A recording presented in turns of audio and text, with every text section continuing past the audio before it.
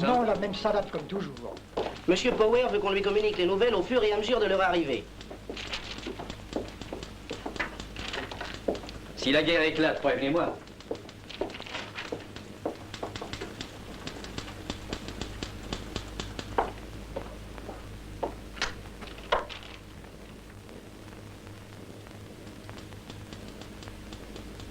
D'après les déclarations d'une personnalité en vue, les envoyés spéciaux. J'obtiendrai plus de nouvelles sur l'Europe en consultant une voyante. Cependant, ce câble de Stebbins n'est pas sans intérêt. Votre Stebbins me rend malade, un fameux crétin, votre Stebbins.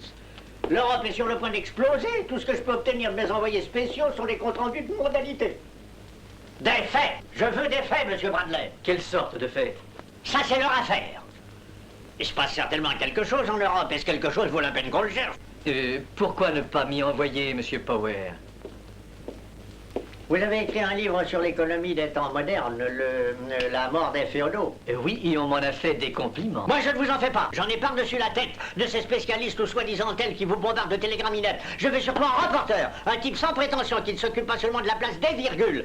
Un honnête, un vrai reporter. Voilà ce que le Globe demande. Voilà ce que l'Europe réclame. Quand je pense à tout ce que nous ratons comme information, mais j'y pense. Il me vient quelque chose qui ressemble à une idée. Lequel de nos reporters a eu des ennuis la semaine dernière avec ce vol de camion? Vous voulez parler de Johnny Jones? Il a fichu le trompe à un flic, hein? Un flic en tenue. Il était fortement question de le flanquer à la porte. Ouais. Le flic a pris une bonne volée, hein? Je crois que c'est l'homme qu'il nous faut. Envoyez-moi Jones qui monte ici tout de suite. Monsieur Power vous demande, monsieur Jones. En voilà une idée. Et je dirais même qu'il vous demande tout de suite. Pourquoi faire? Je ne suis pas son confident. Ouais, eh bien dites-lui de ne pas s'en faire, je vais quitter cette tôle. Vous savez, il vous attend là-haut. D'accord. Laissez-moi déplier ça. Alors, et ce Jones, est-ce que vous allez vous décider à me l'envoyer à la fin?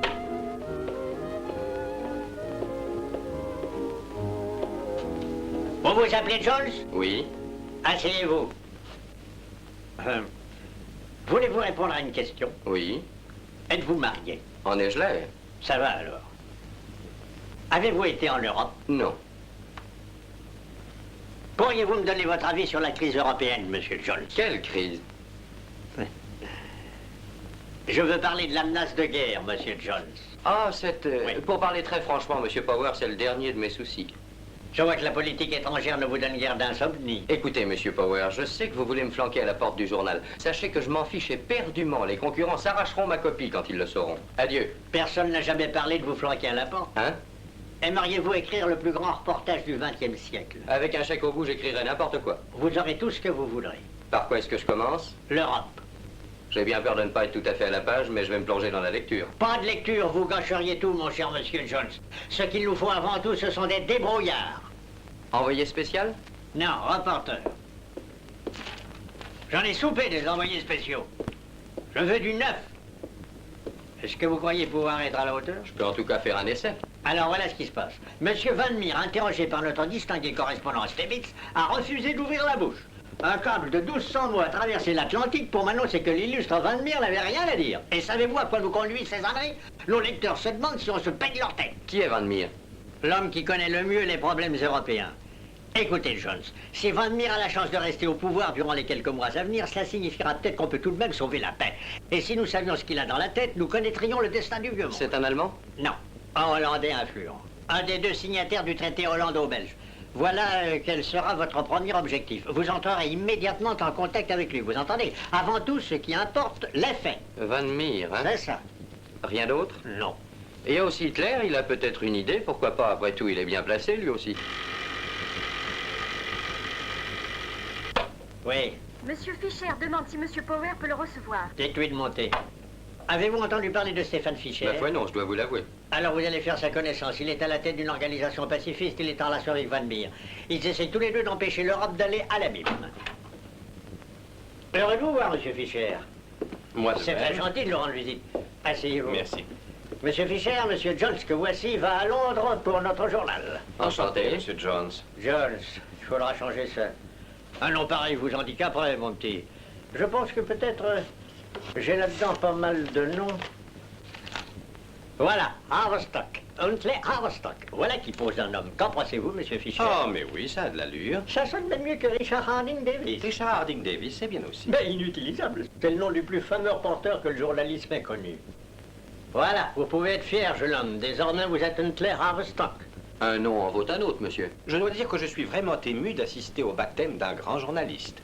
Et n'est-ce pas l'usage de boire du champagne à un baptême? Oui, et on pourrait en casser une bouteille sur la tête du nouvel Haverstock. Voilà, monsieur Haverstock, je vous ai tout dit. Vous allez avoir des choses à régler, passeport, photo, visa. Et les frais de voyage. Le caissier sera prévenu. Est-ce que vous apportez vos articles, monsieur Fischer? Oui, voici les 3 derniers. Nous nous reverrons à Londres, monsieur Haverstock. Oui, évidemment. Merci, monsieur Power, merci pour tout. Mais pas pour Huntley Haverstock.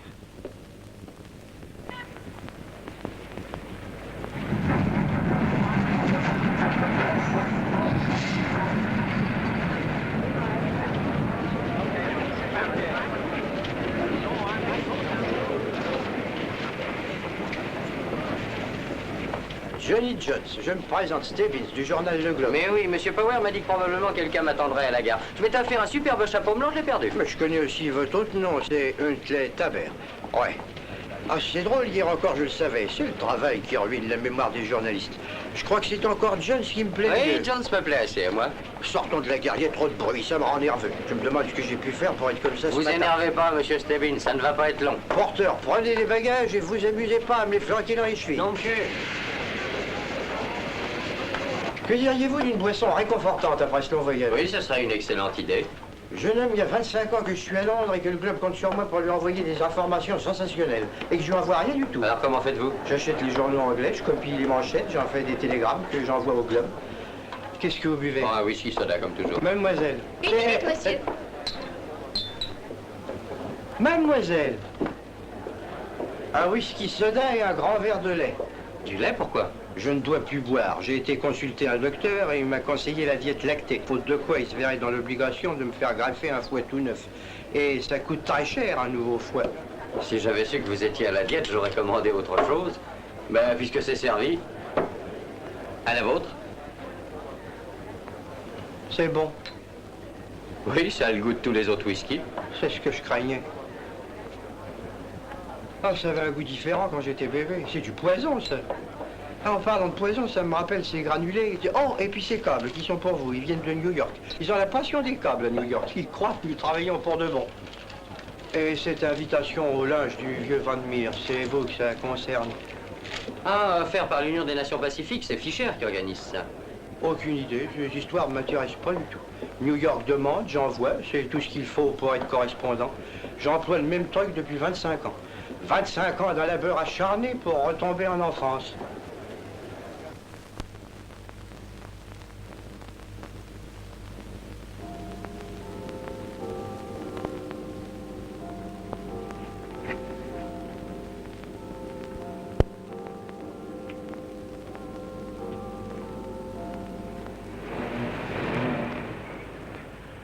Oh, comment va? Toujours fidèle au lait? Regardez ça. J'ai cassé une tasse ce matin.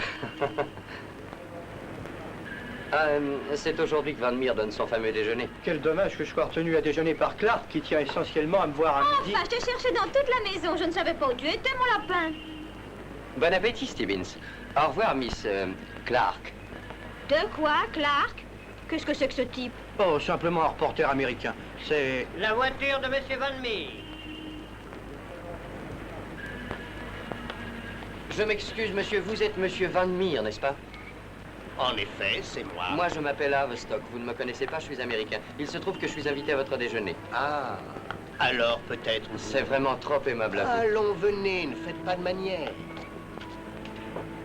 Savoy Hotel.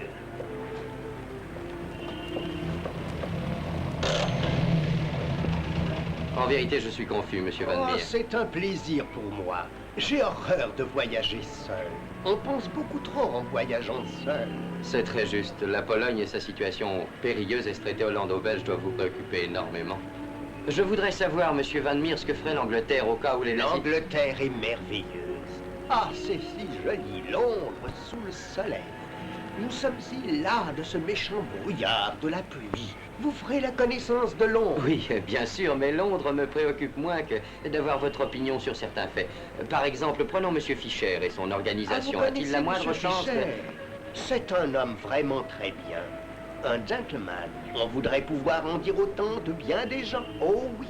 Vous croyez qu'il n'y a plus d'espoir, on ne sauvera pas la paix. Je veux dire, selon vous, cette simple petite organisation n'a pas la moindre chance d'arrêter l'Europe dans sa course à la mort. Je le voudrais, croyez-le. Vous regardez ces oiseaux blancs. Dans toutes les villes, grandes ou petites, il devrait y avoir des endroits où les oiseaux pourraient vivre en pleine nature. Je suis passé à travers le parc ce matin. J'ai été étonné qu'il y ait tant de monde pour nourrir les pigeons. C'est bon signe. À la triste époque où nous vivons.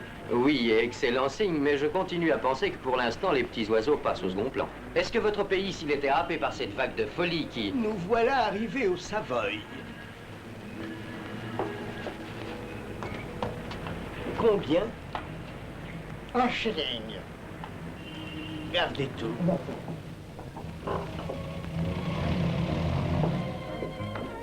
Mais dites-moi, jeune homme, vous appartenez bien à un journal américain? Je ne suis pas un vrai reporter à proprement parler. Néanmoins, j'aimerais connaître votre avis sur un autre sujet que les oiseaux. Je m'en serais douté. Et qu'est-ce que vous auriez voulu obtenir de moi, à la vérité? Pour être parfaitement franc, j'avoue que je voulais savoir si vous croyez possible qu'il puisse y avoir encore une guerre. Quelle est votre opinion? Mon petit, je me sens vieux et découragé. Sans espoir.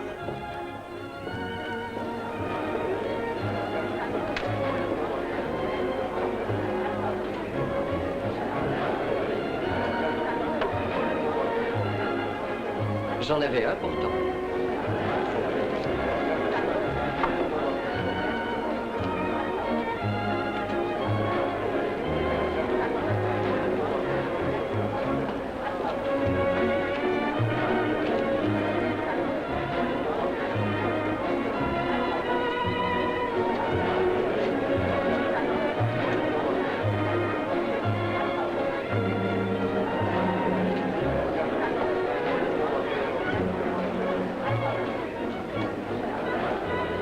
Je ne peux rien dire de plus, si ce n'est que les nouvelles de Pologne sont très alarmantes. Personne ne veut la guerre, les États. Alors, dans ce cas, nous ne l'aurons pas. Ça devrait être ainsi, mademoiselle, mais vous comptez sans les impondérables. Oh oui, ces fameux impondérables qu'on invoque toujours en pareil cas et qui servent de paravent pour cacher les vraies raisons de la guerre. Vous n'entendrez jamais parler d'impondérables qui joueraient en faveur de la paix, monsieur.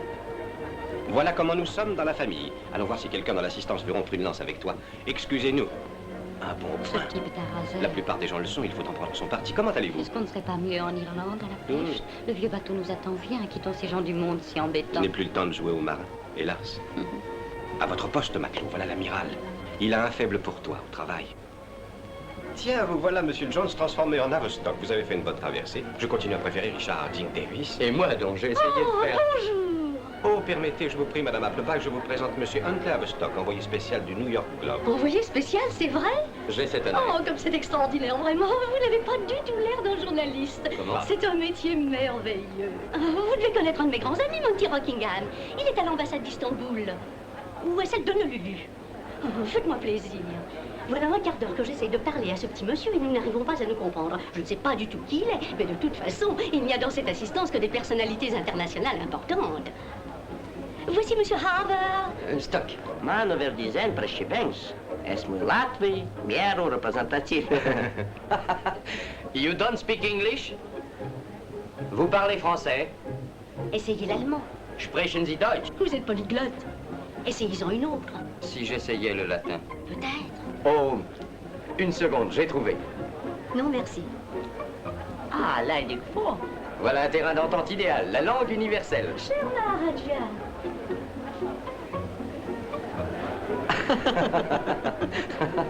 Ah, Kladioneskaya. Kajaniskaya, président Plank.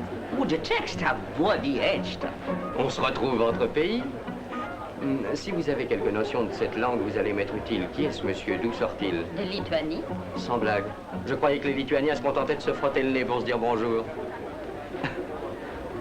Je vois que vous êtes très forte en lituanien. Oh, j'arrive à me débrouiller.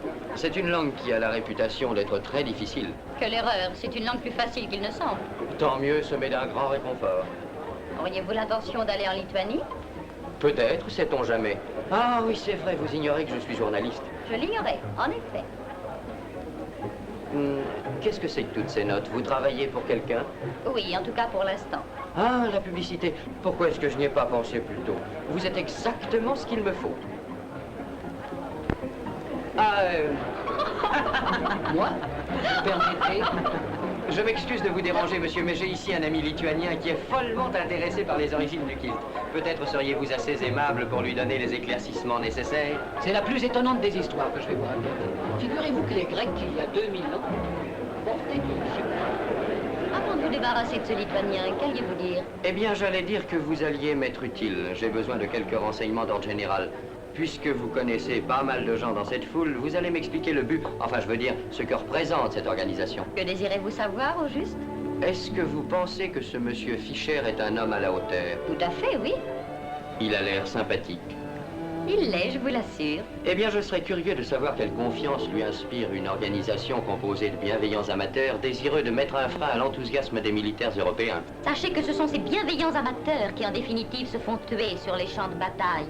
Le déjeuner est servi. Oh, s'il vous plaît, restez. Je suis sûr que vous n'aimez pas du tout les hors-d'œuvre. Je suis désolée, mais on m'attend. Oh non, non, venez à la table de la presse avec moi. Jamais personne n'écoute ce qui se passe à cette table. Nous pourrons bavarder. Oh, mais laissez-moi vous dire comment je m'appelle. Est-ce nécessaire? Ça l'est pour moi. Vous m'entendrez appeler Huntley Haverstock, mais en réalité, mon nom est Jones. Quel est le vôtre? Le mien, le vrai, c'est Smith. Et ne cherchez pas à savoir si j'en ai un autre. Hein?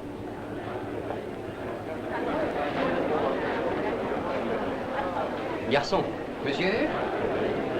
à la même jeune fille, essayez encore. Monsieur, ça fait le 12e billet qu'elle me refuse. Je crains qu'elle n'accepte pas davantage.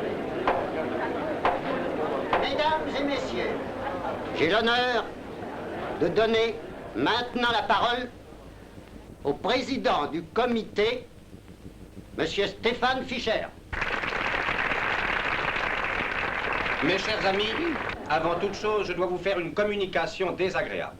Je viens de recevoir un télégramme de M. Van Meer, qui devait être aujourd'hui notre invité d'honneur. Appelé urgence pour affaire importante, regrette infiniment, ne pourrait assister à la séance d'aujourd'hui.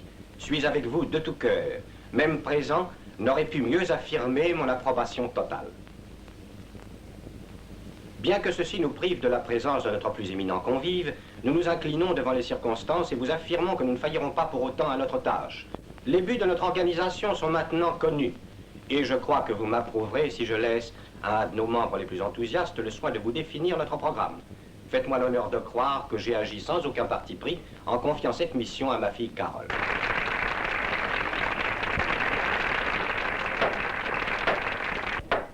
Mesdames et messieurs, j'ai l'honneur de donner maintenant la parole à Miss Carole Fischer.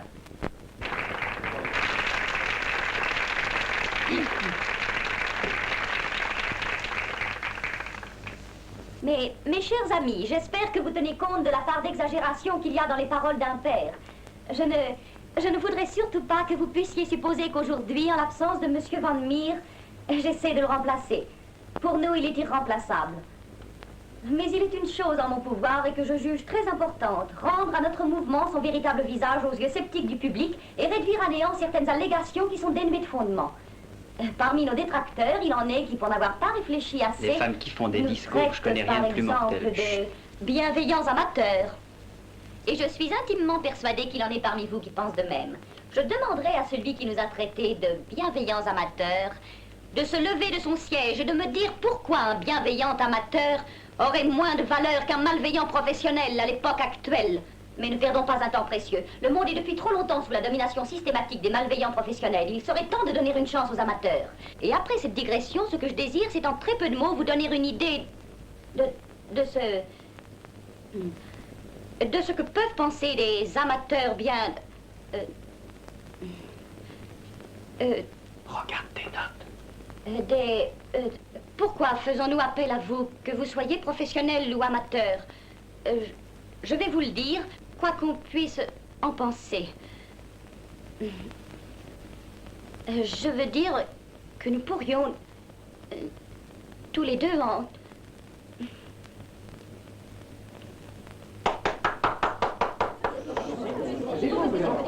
Non.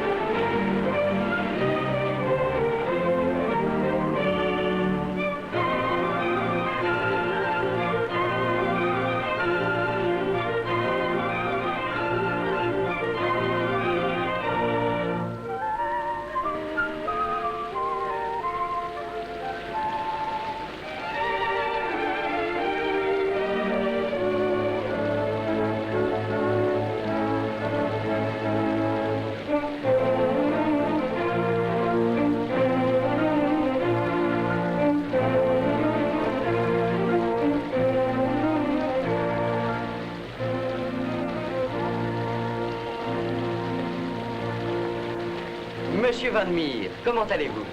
Je suis tellement heureux de vous revoir. Nous ne nous sommes pas retrouvés l'autre jour. Vous avez été rappelé si subitement. Comment, vous ne vous souvenez pas de moi? J'ai eu l'honneur de partager votre taxi à Londres. Vous permettez?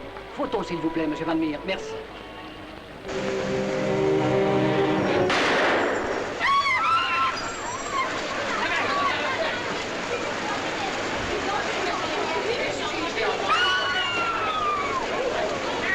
Le voilà! Laissez-moi passer! Laissez-moi passer, il est là! Écartez-vous, mon Dieu!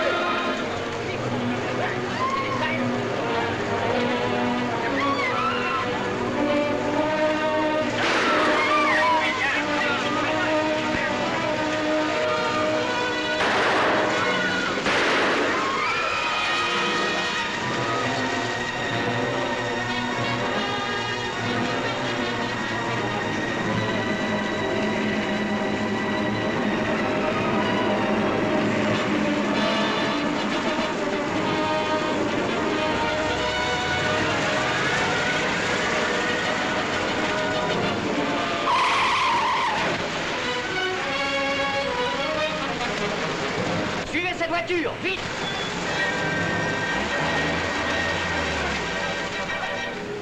Ah. Vous feriez bien de vous cacher, ça va chauffer. Dis pas de bêtises, attention. Il y a du grabuge, c'est sérieux? Van Meer a été assassiné. Oh? S'en allait. C'est moche, cette histoire. C'est on ne peut plus moche, pour lui surtout.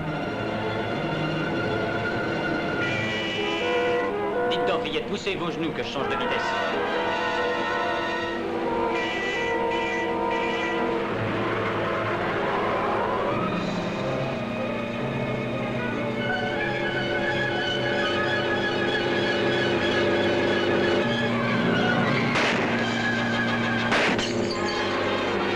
Attention, ça va être le moment de se planquer. Allez, vite!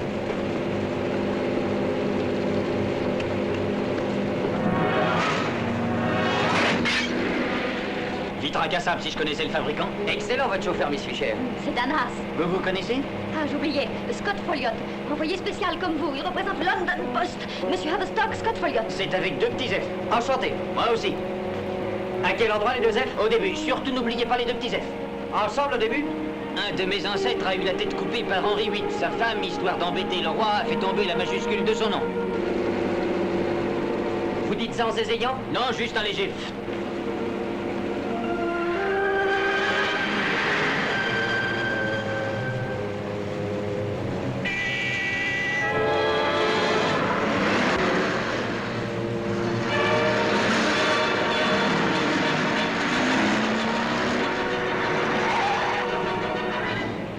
La pluie s'est arrêtée. La police nous suit.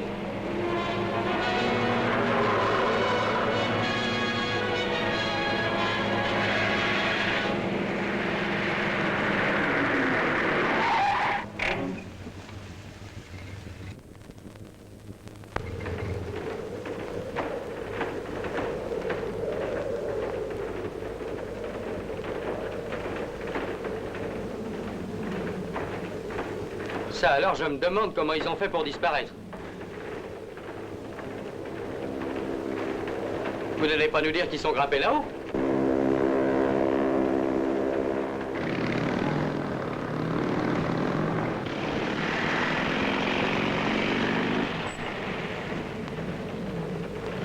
Waar is die wagen naartoe gegaan? Verwinnen. Klaarbekelijk wat wenen. Verdwenen? Et voyez donc vous-même, mon vieux. Mais dites-lui dans votre nom l'histoire des 2 petits F. J'ai bien peur que ça ne soit au-dessus de ses faits. Kom maar, voorwaarts.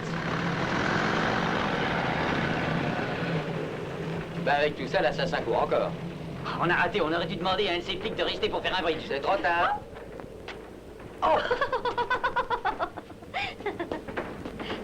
Je prends le chapeau à 2 contre 1.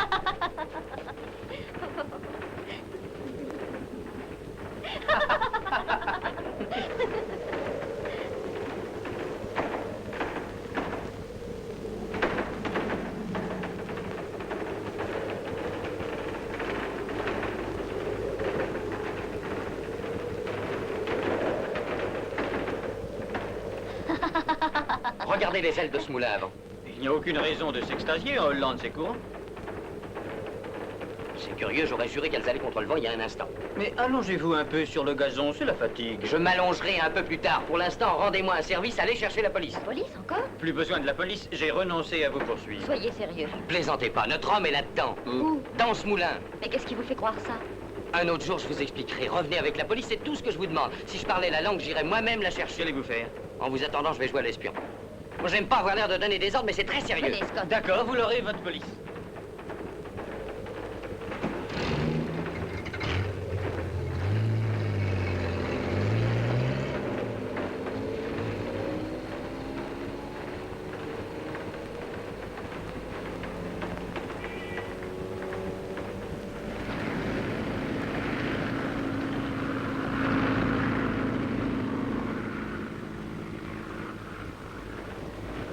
Un signal.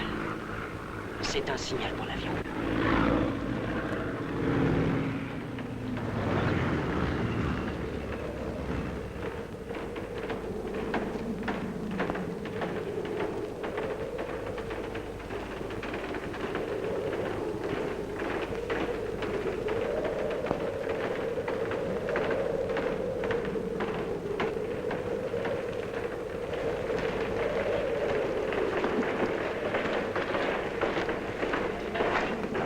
Price, alles was inpakken.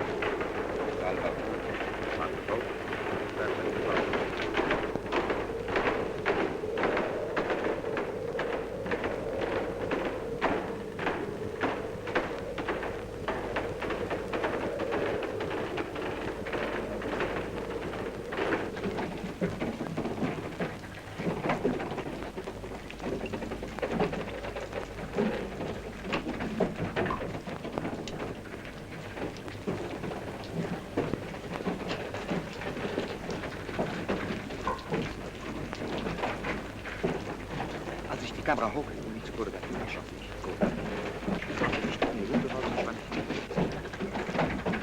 Die Wagen geht spannend.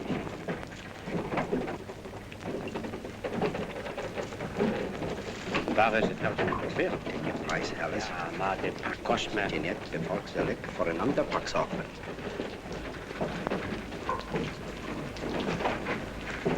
Je moet take je prijs, Alice, was inbegrepen.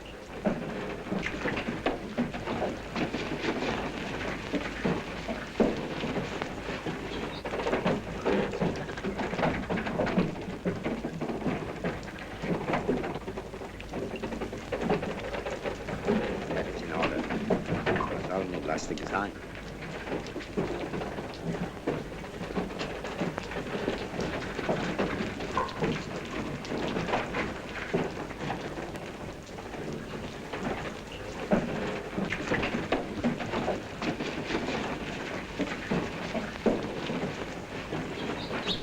Van Voorens. Lashard. Nou, hier zijn we. Alles klaar?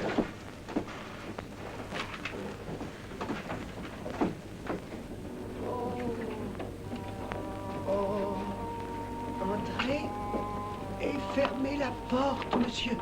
Ah, monsieur Van Meer. Mais enfin, j'ai pas la berlue. Ils m'ont fait une espèce de piqûre de... Une piqûre, pourquoi? Mais j'ai vu quelqu'un vous tirer dessus. Vous avez roulé sur l'escalier. Une espèce de piqûre, mais ils m'ont enlevé par sur... Ah, ça recommence, je voudrais tant qu'on sache... Mais enfin, c'est vous que j'ai vu rouler sur ces marches. Oh, l'homme qui a été tué, ce n'était pas moi. Et il me ressemblait beaucoup. C'est nécessaire à leur plan. Mais pourquoi? Je suppose qu'ils veulent que partout on croit que j'ai bien été assassiné. Ainsi, on ne saura jamais que je suis entre leurs mains sans aucune... Leurs mains? Mais qui est-ce? Je les connais, c'est très long à expliquer. Peut-être est-ce cette drogue... Ah, j'ai dans la tête une douleur. Il n'y a qu'une seule chose que je me rappelle. Ils vont m'emmener très loin en avion comme un oiseau.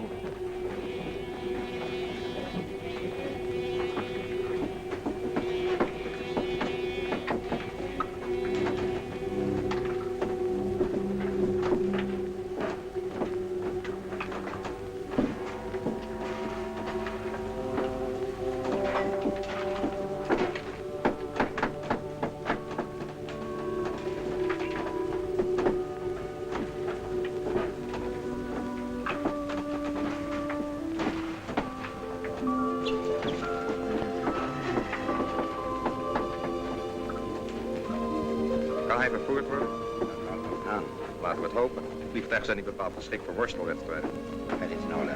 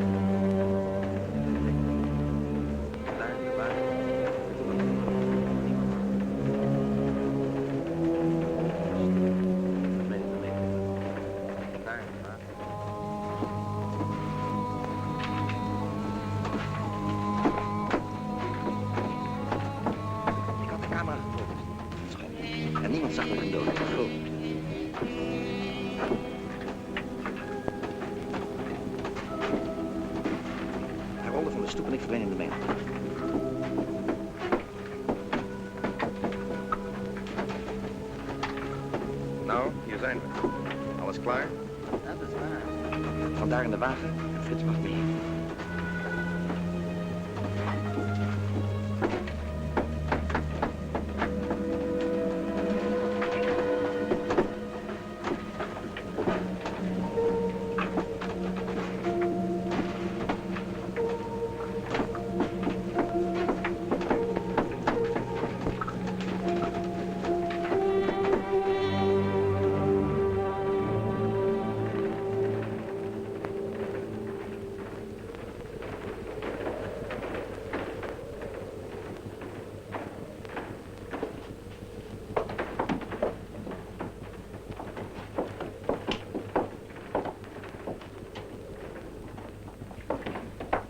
Ils sont partis.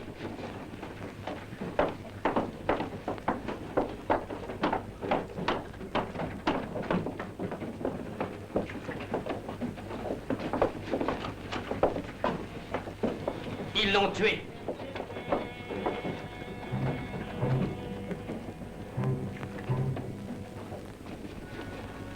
Mais c'était pas... Qui êtes-vous? Où sont allés tous les autres? Il n'y a personne là-dedans, il y a seulement Cafin Capon. Ils l'ont enlevé. Demandez-lui où sont les autres. Waar zijn de anderen naartoe gegaan? Je weet niet waar je over praat. Er zijn geen anderen. Ik heb hier de hele dag geslapen. Il dit qu'il ne sait pas du tout ce qui se passe. En tout cas, il n'a vu personne aux alentours. Il a dormi ici toute la journée. Il raconte des histoires. Van Meer était prisonnier ici même.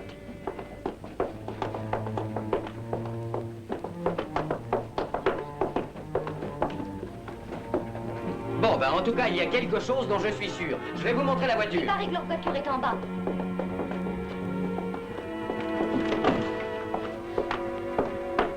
Admirer l'unique spécimen au monde et encore intact de l'automobile à un cheval. Allez-y, plaisanter, c'est tout à fait le moment. Écoutez, j'ai peut-être l'air d'un fou, mais je suis absolument certain qu'il se passe ici des choses qui feront du bruit dans le monde. J'irai jusqu'au bout de cette histoire, même si je dois y laisser ma peau, que cela vous plaise ou non. Je prouverai que ce n'est pas Van Meer qui a été assassiné, mais un sosie.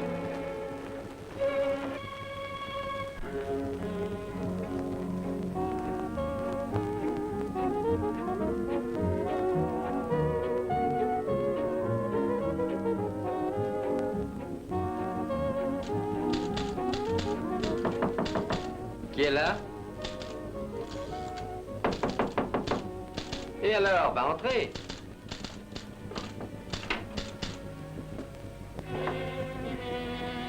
Monsieur Averstock. Oui. Vous êtes de la police? Vous auriez pu vous faire annoncer. Oh, monsieur, nous avons demandé au concierge. La police m'envoie-t-elle une délégation pour s'excuser d'avoir douté de mes affirmations? Oh non, nous sommes venus vous demander de bien vouloir nous suivre à la direction de la police. Je voudrais savoir si le chef de la police parle français, parce que je n'ai pas beaucoup de temps à perdre. Ça demandera peu de temps, soyez certains. Nous connaissons tous le français. Vous parlez tous français, c'est merveilleux. Voilà qui simplifie tout, ce ne sera pas long. J'en ai pour 5 minutes. Un petit coup de téléphone à donner à une jeune dame pour le dîner.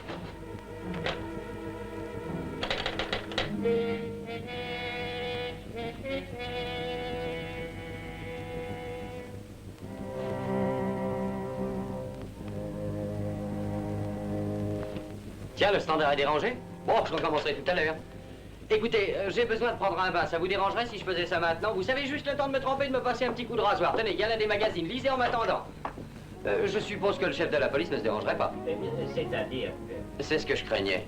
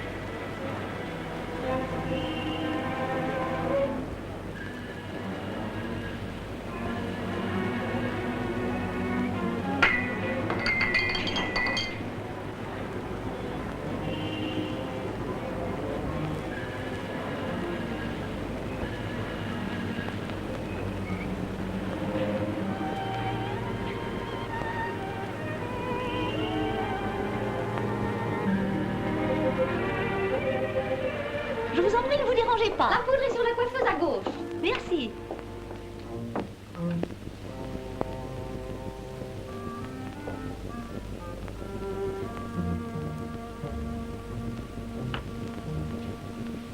Oh! Bonjour. Heureux de vous revoir. Moi de même. Il s'est passé des tas de choses depuis notre dernière rencontre. Oh, je vois. Nous avons couru après les assassins à la sortie d'Amsterdam. C'est très joli, les environs. Très intéressant, les moulins à vent et les tulipes. Avez-vous trouvé? Je disais à Madame Appleby que les tulipes sont très belles. Je crois que je ferais bien de m'en aller. Merci infiniment pour la poudre. Oh, vous partez vraiment maintenant? Oui, il faut que je parte tout de suite. Vraiment. Au revoir.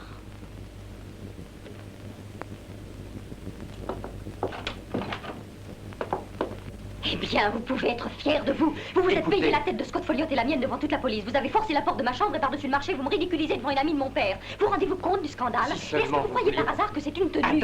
Attendez, c'est sérieux ce que j'ai à vous dire et vous allez écouter. Je ne vais rien écouter du tout, je vous connais. Qu'est-ce que vous cherchiez chez moi? Je me suis échappé. Échappé, mais qu'est-ce que vous me racontez? Il y a 2 types chez moi qui sont bien fortement décidés à me tuer. Ah oui, comme c'est drôle. 2 gentlemen déguisés en flics m'ont proposé une gentille petite promenade. Monsieur Haverstock, vous ne croyez pas que la plaisanterie a assez duré? Franchement, est-ce que j'ai l'air de plaisanter? J'ai été mettre mon nez dans une affaire internationale dont je ne soupçonnais pas l'importance. Je sais que Van Meer est vivant, voilà la raison pour laquelle ils m'en veulent. En êtes-vous bien sûr? Écoutez, Carole, vous allez m'aider. Il y a un papier extraordinaire à faire sur ce qui se passe en Europe. Vous êtes aussi indésirable en Europe que vous l'êtes pour l'instant dans mon appartement. Mettez-vous là.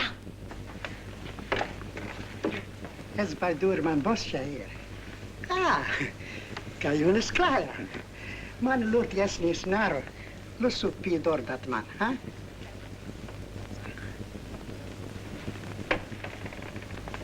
Alors, est-ce que vous vous rendez compte? Toute cette histoire sera dès demain connue à Londres et je serai compromise aux yeux du monde. Oh, pour moi, ça m'est égal, mais c'est mon père qui en supportera les conséquences. Il s'est juré de tout mettre en œuvre pour que la guerre ne puisse éclater. Ce genre d'histoire discrédite un homme. Oh, d'ailleurs, tout cela ne doit pas vous intéresser. Ce qui vous amuse, c'est de jouer au détective dans un moulin à vent aux environs d'Amsterdam. On dirait que vous ne croyez pas que je suis en danger. Vous aurez encore plus d'ennuis si vous ne vous en allez pas. Allez, maintenant, vite, dehors.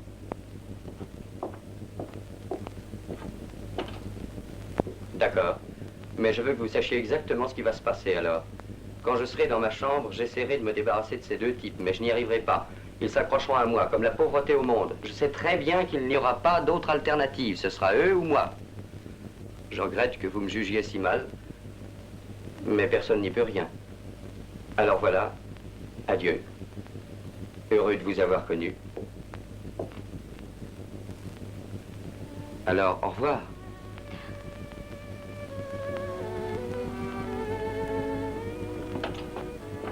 Non, attendez. Oh, je crois que j'arriverai à éloigner ces deux types sans danger avec de la chance. Non, je vais demander de l'aide aux gens de l'hôtel. C'est tout de même ce qu'il y a de mieux. C'est aussi ce que je voulais faire. Il y a le docteur Williamson et Monsieur Van Street. Non, non, il ne faut pas qu'on me voie dans cette tenue, je méprendrai. C'est fait.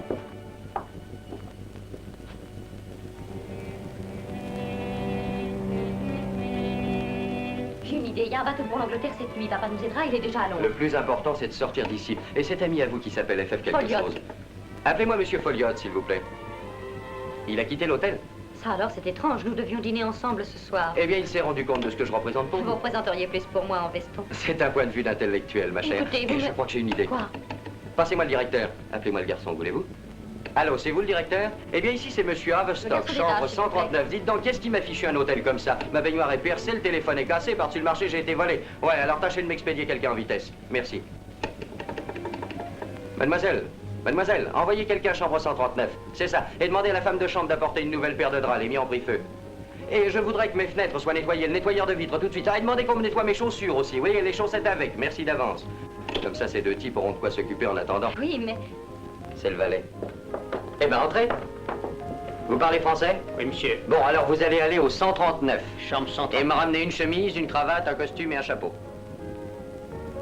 Mon mari m'attend impatiemment et il faudrait que ce monsieur...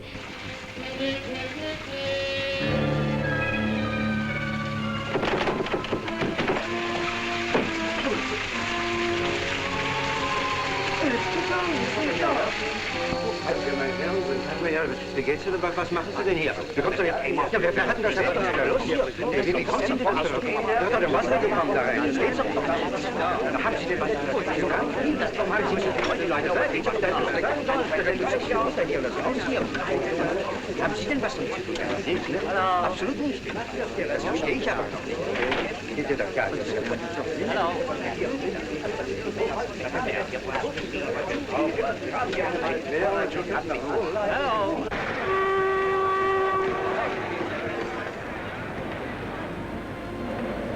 Je crois qu'on les a semés. Allons voir s'il y a moyen de trouver une cabine.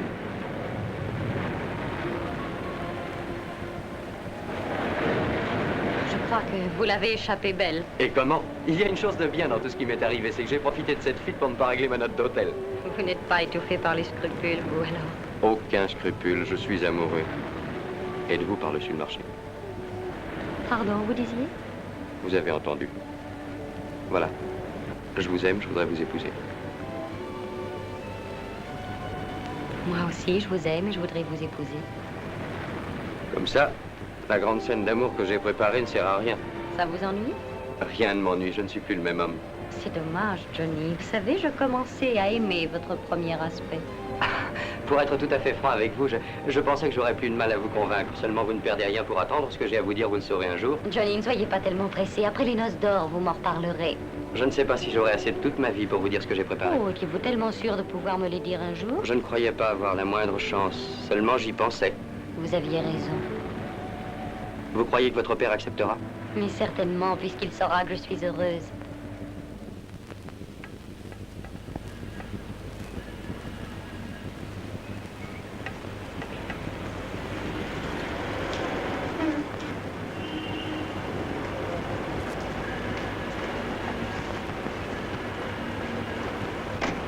Merci.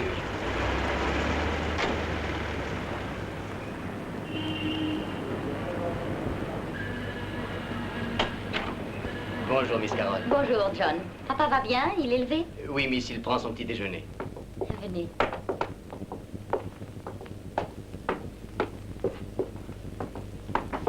Papa. Carole, que viens-tu faire à Londres? John, Monsieur Haverstock m'a ramené ici. Tu n'as pas d'ennui. D'ailleurs, tu as l'air d'être en parfaite santé. Je vais très bien et c'est grâce à Monsieur Haverstock. J'espère que vous ne m'en voudrez pas de mon sans-gêne. Mais voyons, je suis ravi de vous revoir. Vous avez l'air de voyager énormément. Quant à toi, tu ne m'as même pas envoyé un télégramme. J'espère que tu as fait un voyage exécrable. Ce n'était pas si désagréable. Le bateau était plein à craquer, il ne fallait pas songer à une cabine, mais le voyage s'est très bien passé. Oh, mais c'est Monsieur Krug, c'est très gentil d'être venu nous voir. Vous ne connaissez pas Monsieur Haverstock, Monsieur Krug? Monsieur Krug est un ami qui est attaché à l'ambassade de Botany. Asseyez-vous, Monsieur Haverstock. Vous allez déjeuner avec nous. John. Je sais que je devrais aller me changer, mais j'ai une faim atroce. Ainsi, vous étiez à Amsterdam hier, monsieur Haverstock? Pauvre Van Meer, c'était un étonnant personnage. Mais pourquoi avoir tué Van Meer? Les assassins avaient de bonnes raisons. Van Meer connaissait le dessous des cartes et puis on ne remplace pas un homme comme celui-là. Est-ce que par hasard il était de vos amis, monsieur Haverstock? Ce n'était pas un ami, mais je l'ai vu mourir. Horrible. J'ai bien failli d'ailleurs rattraper son meurtrier. Il s'en est fallu de peu. Monsieur Haverstock est envoyé spécial d'un journal de New York. C'eût été un beau départ si dès votre premier reportage vous aviez capturé l'assassin. Alors, il faut que je m'en aille maintenant, monsieur Fischer. Avez-vous quelques instants pour que nous puissions parler de cet appel en faveur de la paix? Mais certainement, c'est le moment ou jamais. Allons à côté. Vous permettez? Papa, veux-tu m'accorder une seconde? J'ai quelque chose d'important à te dire. Tu sais, Krug ne me retiendra pas longtemps. Et toi, demande donc à monsieur Haverstock s'il aime les œufs au bacon. Attendez, qu'est-ce que cet homme fait ici? Mais c'est monsieur Krug. Van Meer est vivant. Mais je viens de Ce voir... n'est pas lui, c'est son sosie qui a été tué. Van Meer, le vrai, a été kidnappé. Je l'ai vu dans un moulin près d'Amsterdam. Mais qu'est-ce que monsieur Krug vient faire là-dedans? Vous vous rappelez ma description de l'homme du moulin? Vous voulez dire le chandail? En effet. Oh, mais c'est impossible, nous avons connu monsieur Krug Écoutez, chez... votre Krug a conduit Van Meer par avion la nuit dernière en Angleterre, je l'affirme. En êtes-vous bien certain? Mais évidemment, je vous dis que j'ai vu Krug comme je vous vois. Quelle terrible responsabilité si vous vous trompiez, et d'un autre côté si vous... Attendez-moi là.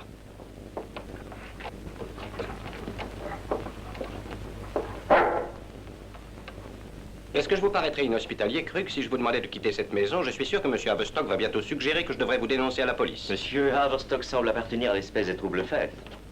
Je croyais qu'il devait être mis hors d'état de nuire par nos agents à Amsterdam. En effet, en vérité, je ne comprends pas. À moins que la présence de Miss Fisher ne les ait gênés dans leur mission. Il aurait mieux valu qu'elle soit mise dès le début dans la confidence. Laissez ma fille en dehors de tout cela. Je vous demande pas. Le journaliste est vraiment gênant. Je n'ai encore jamais eu à m'occuper de choses de ce genre. Grâce à vous, Krug. Il faut bien que quelqu'un se charge de ces détails sordides. Mais je préfère que ceci n'ait pas lieu chez moi. Après tout, je ne suis qu'un politicien. En un sens. Et les politiciens, en général, n'usent guère de semblables méthodes envers leurs invités. Tiens-toi tranquille. Je comprends très bien, monsieur. Mais j'ai peut-être une idée. Mais voyons, ce serait beaucoup trop dangereux. Alors, qu'est-ce qu'on fait? On appelle Scotland Yard? J'ai pensé qu'il valait mieux qu'il aille se faire pendre ailleurs. Vous l'avez laissé partir? Mais c'est... Une minute, il est indispensable que Krug ne puisse pas se douter que vous l'avez démasqué. La vie de Van Meer est en jeu, songez-y. Pour moi, c'est avant tout un reportage. Johnny, papa a raison. D'accord, alors je câble mon premier article. Non, attendez un instant. La vie de Van Meer dépend peut-être de votre silence pour les quelques heures à venir. Vous voudriez que j'attende?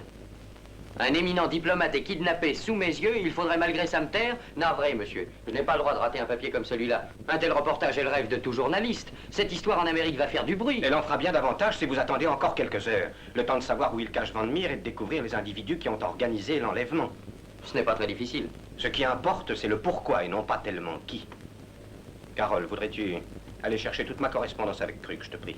Voyons, Johnny, écoutez mon père, ce sera préférable pour vous et pour monsieur Van Meer. D'accord. J'attendrai. Je suis inquiet pour vous, monsieur Haverstock. Il n'y a pas que vous pouvez me croire, j'agis comme un imbécile. Oh, il n'est pas question de ça, mais je n'aime guère vous sentir exposé à tous les dangers sans la moindre protection. Quelle idée. Pourtant, il est absolument nécessaire que vous soyez protégé. Écoutez, monsieur Fischer, mon métier m'a conduit parmi les pires criminels. J'ai interviewé des tueurs féroces, j'ai un peu l'habitude de risquer ma peau. Ces individus sont des criminels plus dangereux que tous ceux que vous avez sans doute approchés. Ce sont des fanatiques. Leur pays passe avant tout et ils vivent avec l'idée fixe que leur existence doit être sacrifiée à leur idéal. Ils sont rusés, sans scrupules et passionnés. Quelle serait ma situation vis-à-vis de M. Powers si vous disparaissiez avant d'avoir écrit la plus belle histoire de l'année? On ne m'a pas fait traverser l'océan pour que je me cache dans un trou de souris. Il n'est pas question de vous cacher, M. Haverstock. Il s'agit seulement de vous donner un garde du corps. Une nurse, hein? Johnny Jones, aussitôt en Europe, s'achète une nurse. Vous croyez que ça fera riche sur ma note de frais? Soyons sérieux. Vous avez besoin d'un détective intelligent qui ne vous quitte pas. D'accord, si ça vous fait Je plaisir. vais arranger tout ça pour vous. Si vous y voyez un inconvénient, soyez sûr que je n'en parlerai à personne. En parler? Si jamais on apprend que j'ai un garde du corps, je me suicide.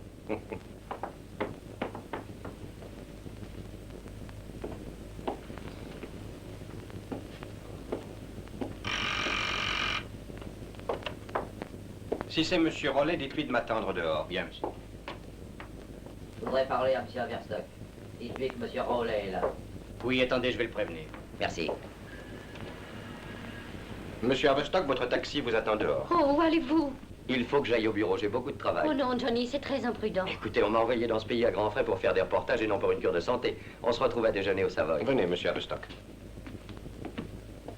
Johnny, faites bien attention. Tout ira bien.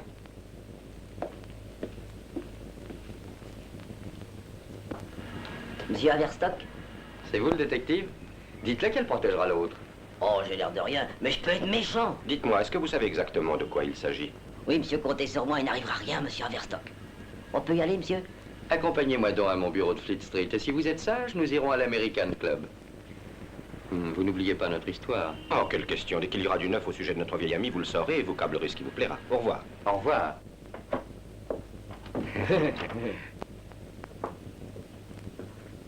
Mais, Carole...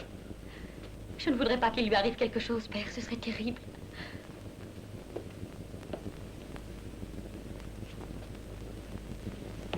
Comment fait-on, monsieur? Voulez-vous que je marche un petit peu derrière vous? Ou comme un ami à côté? Quelles sont les coutumes? Ben, ça dépend pas mal d'avec qui on est. Quand j'étais avec le duc d'Albatros, comme il avait plutôt le genre démocratique, je marchais tout à côté de lui. Comme des frères, quoi. Et d'un autre côté, une fois, j'étais avec une dame qui trouvait ça pas respectueux.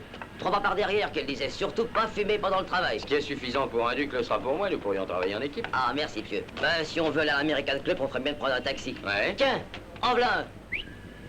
Qu'est-ce qui ne va pas, monsieur? C'est des gangsters qui vous courent après? C'est pas tout à fait ça. Ben, nous, on n'a pas peur de gangsters dans ce pays, non, monsieur. Même notre police, elle n'est pas armée. Ah, et alors? Ben, ils vous flanquent un bon coup de matraque, c'est moins dangereux et ça fait son effet tout de même.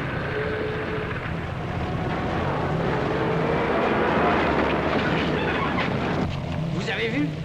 Quelqu'un vient de me pousser par derrière. C'était moi, monsieur. Il le fallait bien, monsieur, j'ai pas pu vous retenir à temps. J'ai poussé avec ça à faire. Félicitations, bien joué, monsieur Rollet. Merci infiniment. Oh, après tout, je suis là pour m'occuper de vous. Taxi!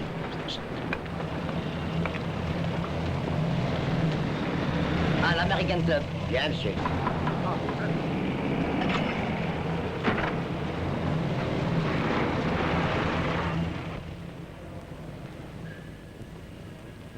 Je voudrais pas vous inquiéter, mais j'ai l'impression qu'il y a 2 types qui nous suivent dans un autre taxi.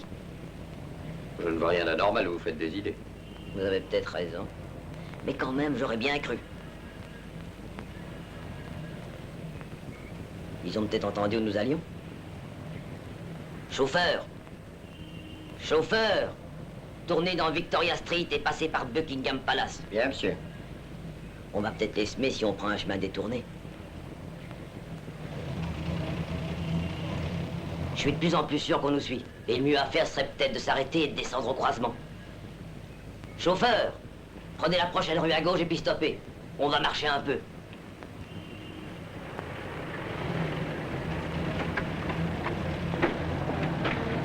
Je m'en occupe, monsieur. J'ai plus l'habitude que vous. Merci, monsieur. Je crois que le mieux à faire, c'est de se glisser dans la cathédrale 1 minute. J'en ai assez de faire l'imbécile. Je n'ai que trop perdu de temps. S'ils veulent avoir la bagarre, qu'ils se Non, dépêchent. monsieur, faites pas de scandale dans un endroit public. Notre boulot à nous, c'est de pas nous laisser suivre. Bon, allons-y. Joli morceau d'architecture, hein, monsieur? Ouais.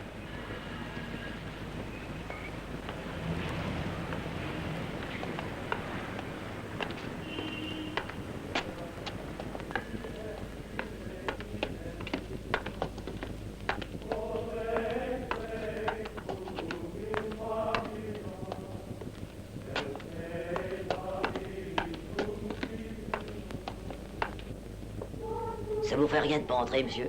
Je crois bien qu'aujourd'hui, c'est une messe des morts. Une cérémonie pas marrante. Ces machins-là me rendent terriblement cafardeux. C'est vrai, monsieur, j'ai beau savoir que les morts sont bien tranquilles où ils sont, cette musique et les cierges, ça me donne envie de pleurer. C'est vrai, monsieur, c'est drôle, ça me donne des frissons.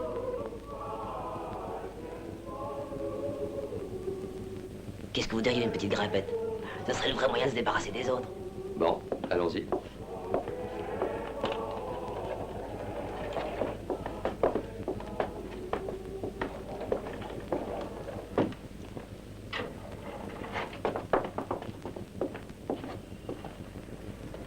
Attention les enfants, ne vous penchez pas.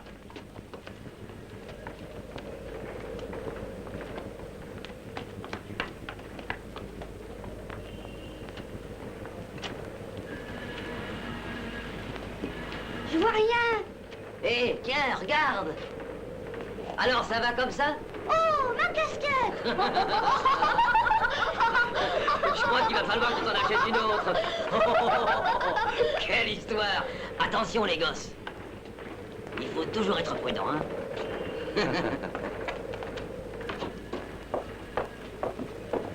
Attendez le prochain, les enfants.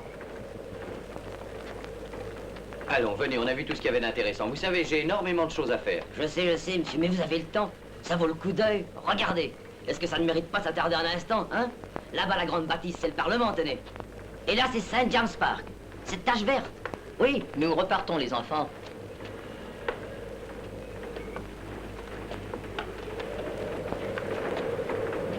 Il faut pas vous pencher, monsieur. Faites attention, vous pourriez avoir le vertige. Une fois, j'étais avec un copain sur un pont en Suisse. Et le pauvre, il est tombé. Il s'est tué. Sur le coup. Depuis, j'aime plus voir les gens se pencher.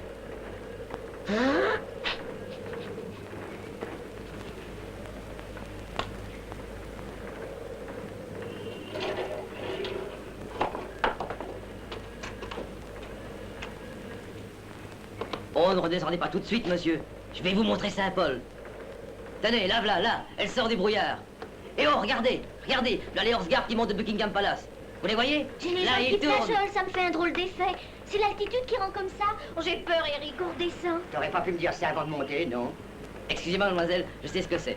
Ceux qui n'ont pas le cœur solide, ils n'aiment pas l'altitude, on peut pas leur en vouloir. Dites donc, de quoi est-ce que vous vous mêlez en plein des façons? Vous crachez pas, c'est mauvais pour la santé. Ce que je vous disais, moi, c'était histoire d'en parler. En tout cas, moi, je vais redescendre. Non, mais nous allons attendre l'ascenseur. Non.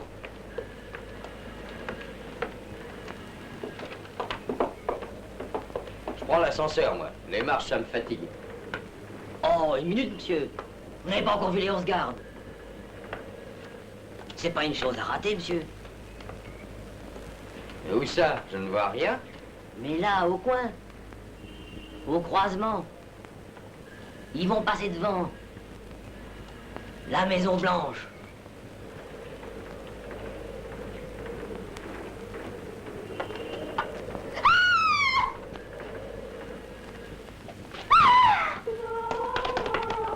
Non, les enfants, venez par ici.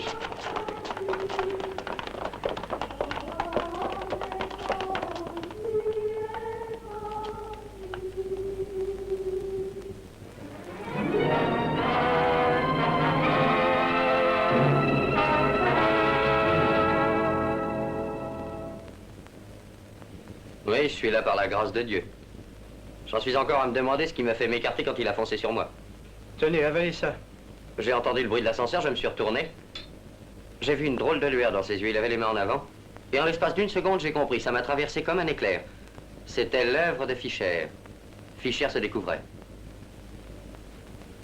Alors j'ai fait un écart et il est tombé à ma place. J'ai bien fait pour lui. Buvez dans ça. Merci. Quand est-ce que vous allez écrire votre article pour notre estimée gazette? Quand j'aurai tout en main. Alors j'ai dit adieu à la dernière de mes illusions. Je croyais que vous étiez un de ces journalistes que rien ne pouvait arrêter. Foin des pots de vin de l'amour, seul le reportage compte. Rien ne m'arrêtera. Non. Il est normal que vous ne vouliez pas mêler Miss Fischer à ça, mais d'un autre côté, il est probable qu'il y ait déjà mêlé. C'est la muse du gang. Vous, espèce de... À la réflexion, je ne le crois pas. C'est une brave gosse sûrement très honnête. Une âme de joie. Je dois garder le secret jusqu'à ce que Van Meer soit sauvé. Il faut retrouver Van Meer d'abord. Oh, c'est lui. C'est sa façon de frapper. Monsieur Van Meer, entrez. Ah, bonjour, Stevens. Comment ça va, Rostock? Toutes mes félicitations pour le soupérieur de Rollet. Qu'est-ce que vous savez au sujet de Rollet? Monsieur Folliot a un excellent service de renseignement. Il doit savoir beaucoup de choses. Je surveille Fischer depuis 1 an. Mais ce type avec le chandail à col montant, ce Krug, est nouveau pour moi. Celui-là aussi vous intéresse? Oui, il m'intéresse. C'est drôle, vous n'avez rien d'un détective amateur. Aucune importance. Ce qu'il faut, c'est un sens aigu de l'observation. Vous vous rappelez ce vagabond qui faisait semblant de dormir dans le moulin? Il n'était pas plus vagabond que moi. C'était Van Meer, je suppose. Non, pas tout à fait, mais j'ai trouvé que ce vagabond avait d'étranges manières. Il a sali ses mains trop propres en les frottant avec de la terre. C'est d'une puissance de raisonnement étonnante. Non, dites-lui que c'est grotesque. Y a-t-il une objection à ce que nous nous occupions de cette histoire ensemble, à Vostok? Coincer Fischer, retrouver Van Meer et ses tortionnaires? Il n'y voit aucun inconvénient, mais je voudrais savoir pourquoi ils ont kidnappé Van Meer et enfin... Comme vous le savez, Van Meer est un des signataires d'un traité secret. Seulement, la clause la plus importante du traité n'a jamais été écrite. C'est une simple entente tacite entre les deux pays qui ont signé l'accord. Alors ils vont le torturer jusqu'à ce qu'il parle. En tout cas, ils ne vont pas le ménager. Ce serait une excellente chose si nous pouvions intervenir. Il ne faut pas que certaines informations qui seraient d'un grand intérêt pour l'ennemi soient divulguées si la guerre éclatait demain. Ce qui pourrait se produire. Quoi? Pour quelle raison ne m'a-t-on rien dit de tout ça? Amenez-vous, Steven, il y a du pain sur la Oh, table. c'est de la folie, il faut d'abord déjeuner, vous pouvez attendre un peu. Nous allons avoir besoin de vos lumières. J'ai mis debout un plan qui va forcer Fischer à se dévoiler. Dites-nous ça. Il y a un excellent moyen d'y parvenir, c'est de kidnapper sa fille. Ah oui. Le seul défaut de la cuirasse de Fischer, c'est son amour pour sa fille. Attention, Folliot, vous parlez à son futur époux. Tant mieux, ça va vous donner l'occasion de lui rendre service, de la sortir de cette mauvaise passe. Elle se blottira dans vos bras et pendant ce temps-là, nous nous occuperons de son papa. Alors voilà comment nous allons procéder. Je vais aller le trouver et lui expliquer gentiment que sa fille est entre les mains de gens qui comprennent les affaires aussi bien que lui peut les comprendre, que le kidnapping n'est pas le privilège du seul Fischer. Rien à faire. Vous vouliez faire un beau papier à Vostok? C'est pas une raison pour kidnapper ma fiancée, en voilà des façons. Pourtant, c'est la meilleure solution pour en sortir. Eh bien, moi, j'en juge autrement. Écoutez, ça n'a rien de terrible, d'autant plus qu'elle n'a pas besoin de savoir de quoi il s'agit. L'essentiel, c'est d'éloigner d'ici pendant un certain temps. Pourquoi ne pas aller trouver Fischer et s'expliquer entre hommes? Ça ne servirait à rien. Nous n'avons aucune preuve contre lui. Il trouverait le moyen de nous échapper comme il a échappé à bien d'autres. Et nous ne réussirions qu'à faire tuer Van Meer. Oh, Johnny, j'ai eu si peur. Qu'est-ce que vous faisiez là-haut, perché sur cette tour? Eh bien, je préparais un numéro d'acrobatie.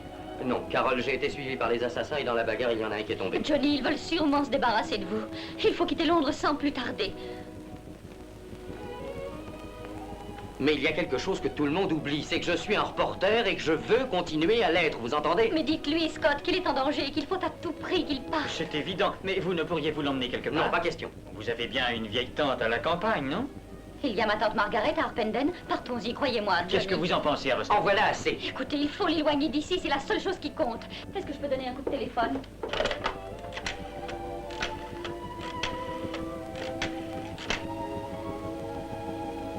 Allô, John? Miss Carole à l'appareil. Voudriez-vous dire à mon père que je fais un saut chez ma tante Margaret à Harpenden? Quoi que vous fassiez, je ne partirai pas. Je serai de retour pour le dîner. Merci. Voilà, c'est arrangé. En route, on vous achètera une Non, brosse à Carole, dents. tout ça ne sert à rien. Oh, mais À la Johnny... réflexion, je me demande si l'idée de la tante est bonne. Il vaudrait peut-être mieux aller un peu plus loin. Que diriez-vous de Oh, Cambridge? mais il n'y a pas d'endroit plus retiré qu'Harpenden. C'est pas tellement la ville, c'était le fait que Krug pourrait découvrir l'endroit où vous vous trouvez. Vous avez sans doute raison. D'accord pour Cambridge. Alors, je téléphone à votre père et je lui dis de ne pas s'inquiéter. Merci, Scott. Venez, Johnny.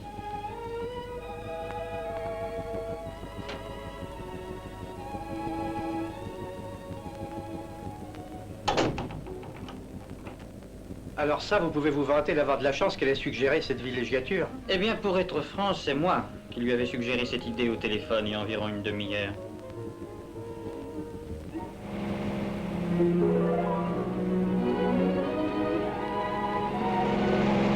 C'est drôle, nous n'avions rencontré personne pendant ces 30 derniers kilomètres. Qu'est-ce que vous avez? Rien du tout. Vous pourriez dire quelque chose tout de même. C'est pas gentil de faire la tête et de bouder parce que je vous ai kidnappé et dérangé dans votre soi-disant travail. Qui avez-vous kidnappé? Répétez voir ce que vous venez de dire. Oh, Johnny, pardonnez-moi. Pourquoi? Vous trouvez que le kidnapping est une chose désagréable quand il est pratiqué par des kidnappeurs sympathiques? Oh, que non. Merci.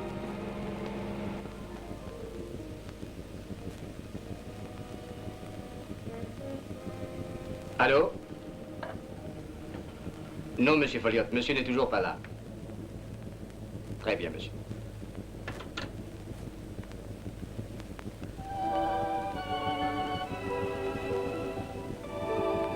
Voyons, c'est dans votre intérêt, Johnny. Vous n'allez pas maintenant me tenir rigueur de ce que j'ai fait. Johnny, vous ne m'aimez pas. Vous êtes folle. Pourquoi aviez-vous l'air malheureux en m'embrassant? Je n'ai jamais connu un bonheur semblable. Ça ne prend pas. Johnny, qu'est-ce qui vous ennuie? Oh, je ne sais pas, on raconte que la guerre va éclater d'un moment à l'autre. Oh, alors, vous avez changé d'avis depuis hier, Johnny. Il y a des choses plus importantes que l'amour, voyez-vous. Eh bien, je n'ai plus qu'à rentrer à Londres maintenant. Carole. C'est nécessaire, je dois repartir, j'ai plus de 3 heures de chemin. Essayons de nous comprendre, Carole. Je n'aime que vous, pourquoi ne pas me croire? Je le voudrais. Mais personne ne peut rien pour nous. Je sens que vous me préférez l'Europe à présent, Johnny. Ce n'est pas chic, Carole. Vous ne comprenez pas que l'on puisse aimer à la fois une femme et son métier? Vous ne retournerez pas à Londres pour le dîner de ce soir. Vous n'allez pas laisser votre kidnappeur dîner seul. Enfin, vous comprenez? Écoutez, si vous partez tout de même, je rentre aussi à Londres et je me laisse assassiner. Et ce sera votre faute, Carole. Seriez-vous aussi malheureux? Et c'est moi qui en suis la cause? Si vous saviez combien je vous aime, vous vous évanouiriez.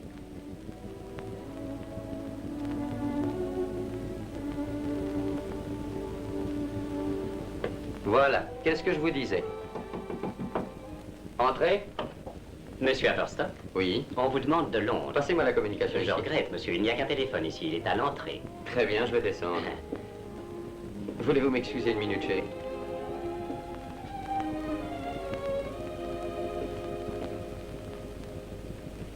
Un moment, monsieur.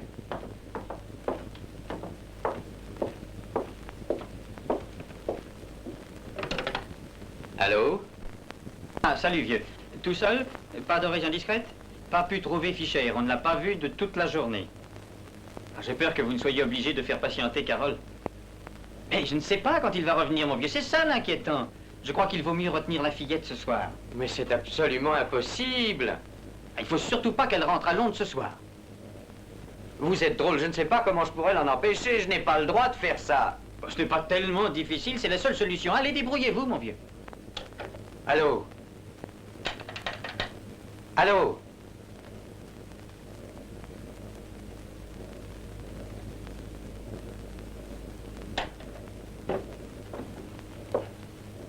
Monsieur est satisfait de sa chambre? Eh bien non, pas tout à fait. C'est-à-dire que... Enfin, je voudrais avoir une autre chambre comme celle que j'ai. Ou à peu près. Oh, monsieur Nesmith. Ouais? Un moment, je vous prie. Ce monsieur voudrait une autre chambre. C'est pour la jeune personne qui était avec vous? Pour combien de temps? Eh bien, ce sera seulement pour cette nuit. Ce monsieur a le numéro 8. Eh bien, donnez-lui le numéro 7. Vous savez, ça n'a pas tellement d'importance pourvu que ce soit une chambre dans le même genre. Nous comprenons très bien, monsieur. Et je suis persuadé que la chambre à côté de la vôtre fera l'affaire. C'est une chambre très, très agréable, n'est-ce pas, Miss Pollock, le numéro 7? Pour moi, toutes les chambres se ressemblent. Entendu pour le 7. Cette jeune personne descendra-t-elle pour signer, s'il vous plaît? Oui, je vais la chercher.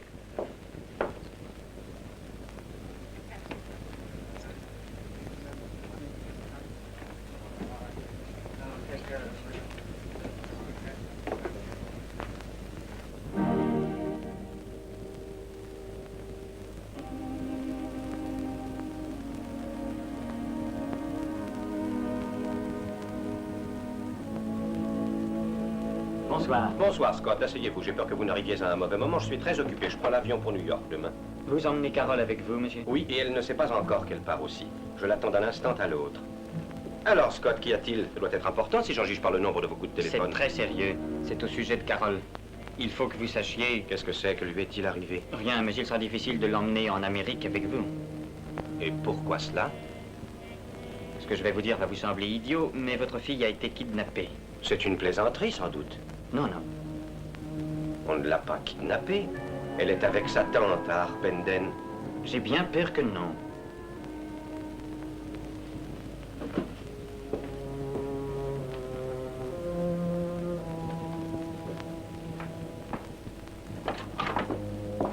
John, qui vous a prévenu que Miss Carole allait chez sa tante Margaret?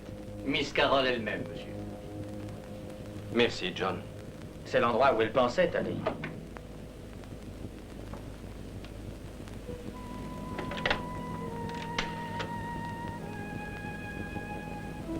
Donnez-moi Harpenden, le 862. Allô, c'est vous, Margaret? Carole est avec vous? Non. Non, c'est... Elle avait dit qu'elle irait peut-être vous rendre visite. Je ne savais pas si je devais l'attendre pour dîner. Eh bien, bonne nuit, Margaret. Vous aviez raison. Mais comment saviez-vous que c'était un enlèvement? Parce que j'en suis l'auteur. Folliot, ceci a duré suffisamment. Où est Carole?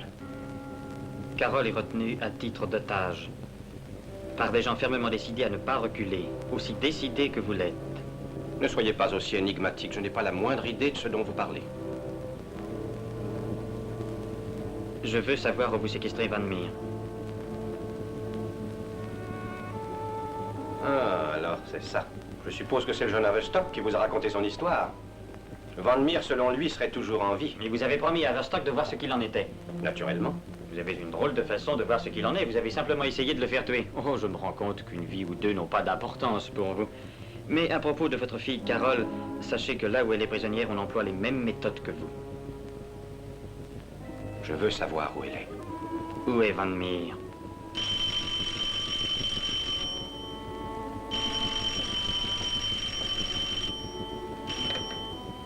Allô? Je voulais vous avertir que notre ami hollandais vous attend pour commencer sa confession.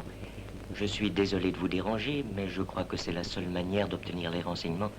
En arrivant ici, demandez à la caissière où est le téléphone. Elle sera prévenue.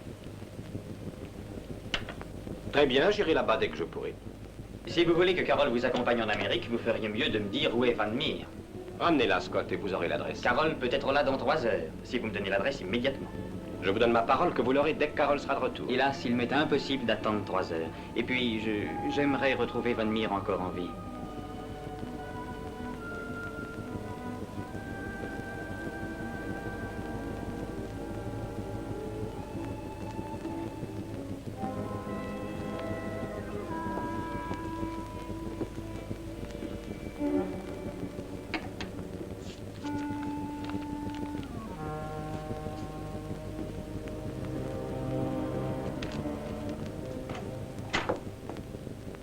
Bonsoir, Scott. L'enfant est en de bonnes mains.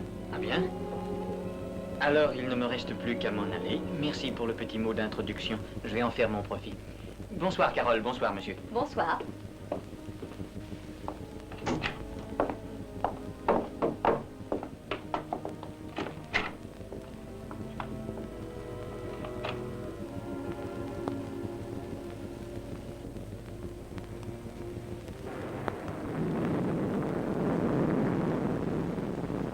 Qu'est-il arrivé? Est-ce que c'est si grave que ça? Oh, je sais, je ne suis qu'une idiote. Je me conduis d'une façon tout à fait stupide. Je t'en prie, pardonne-moi. J'ai donné trop d'importance à cette histoire. J'ai cru qu'il n'était pas comme les autres. Je comprends toujours ce jeune Haverstock. Tu l'aimes vraiment? Après ce qu'il m'a fait aujourd'hui, moi qui l'avais emmené loin de Londres pour qu'il échappe à ces bandits. Mais tu devais aller chez ta tante Margaret. Nous devions y aller, oui. Seulement Scott Folliott a dit qu'il valait mieux l'emmener plus loin. Alors j'ai pensé que le grand hôtel de Cambridge serait un bon endroit. Seulement quand on est arrivé, je me suis rendu compte de ce qu'il voulait. Tu comprends, on avait plaisanté jusque-là. Mais quand je l'ai entendu demander une autre chambre contiguë à la sienne, il aurait employé la même méthode avec n'importe quelle autre femme. Il n'est pas du tout comme je l'avais imaginé. D'ailleurs, ça n'a plus d'importance. Je sens que ça ne me ferait rien de ne plus jamais le revoir. Je ne crois pas que tu le revois un jour. Nous repartons en Amérique demain par le Clipper. Demain? Mais voyons, c'est un peu rapide, mais pourquoi demain, père? C'est notre seule chance. Nous risquons de voir la guerre éclater demain. Il faut que j'aille à Washington et les bateaux sont assiégés. Je ne veux pas attendre 15 jours pour partir.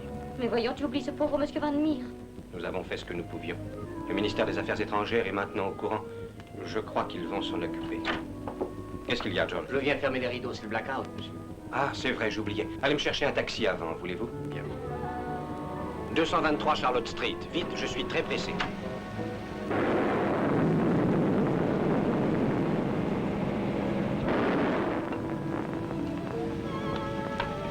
Restez là jusqu'à ce qu'Haverstock arrive. Il va sûrement revenir par ici. Dès qu'il sera là, vous viendrez tous les deux au 223 Charlotte Street et vous me retrouverez là-bas.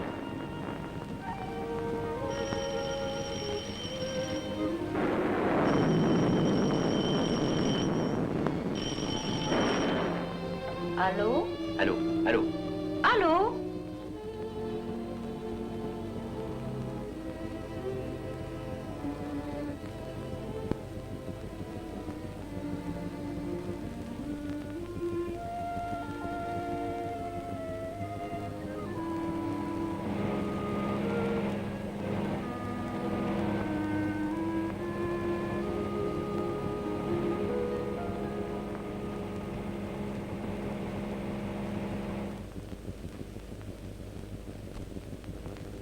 Faites attention.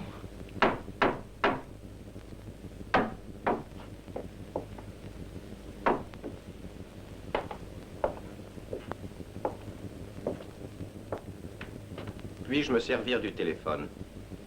C'est par ici, monsieur.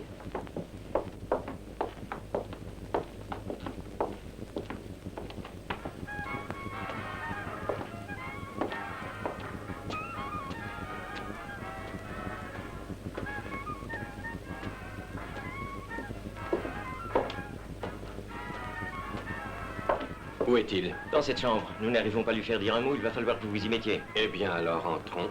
Il n'y a pas de danger ici. Vous n'avez rien à craindre, nous sommes fermés pour cause de transformation. Et les deux femmes qui sont en bas? Même si elles avaient envie de nous créer des ennuis, elles s'abstiendraient. Elles savent ce qui arriverait aux parents qu'elles ont laissés dans leur pays.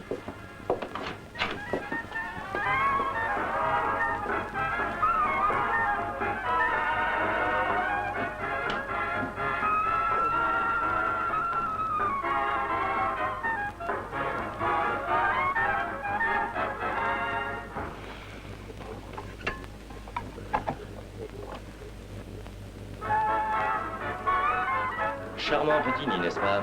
La musique est peut-être un peu vulgaire, mais ça fait partie du décor. Oui.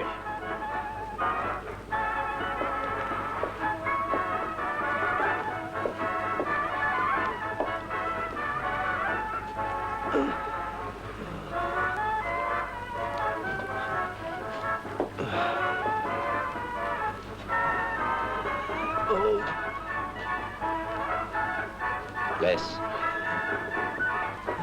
Passez votre bras derrière lui. Soutenez-le qu'il puisse parler. Pourrait-on éteindre ces projecteurs? Éteint. Oh, merci. Oh, merci infiniment. Merci. Vous ressemblez à mon ami Fischer. Je m'excuse. Il fait si noir que on dirait que... vous ressemblez tellement à Fischer. Je suis Fischer, monsieur Van Meer. Je suis votre ami. Oh, je suis si heureux. Est-ce que la police est là? Oh, il ne faut pas qu'on me laisse entre les mains de ces hommes. Je m'excuse, messieurs, mais je représente la compagnie d'assurance L'Étoile. Puis-je vous faire une proposition?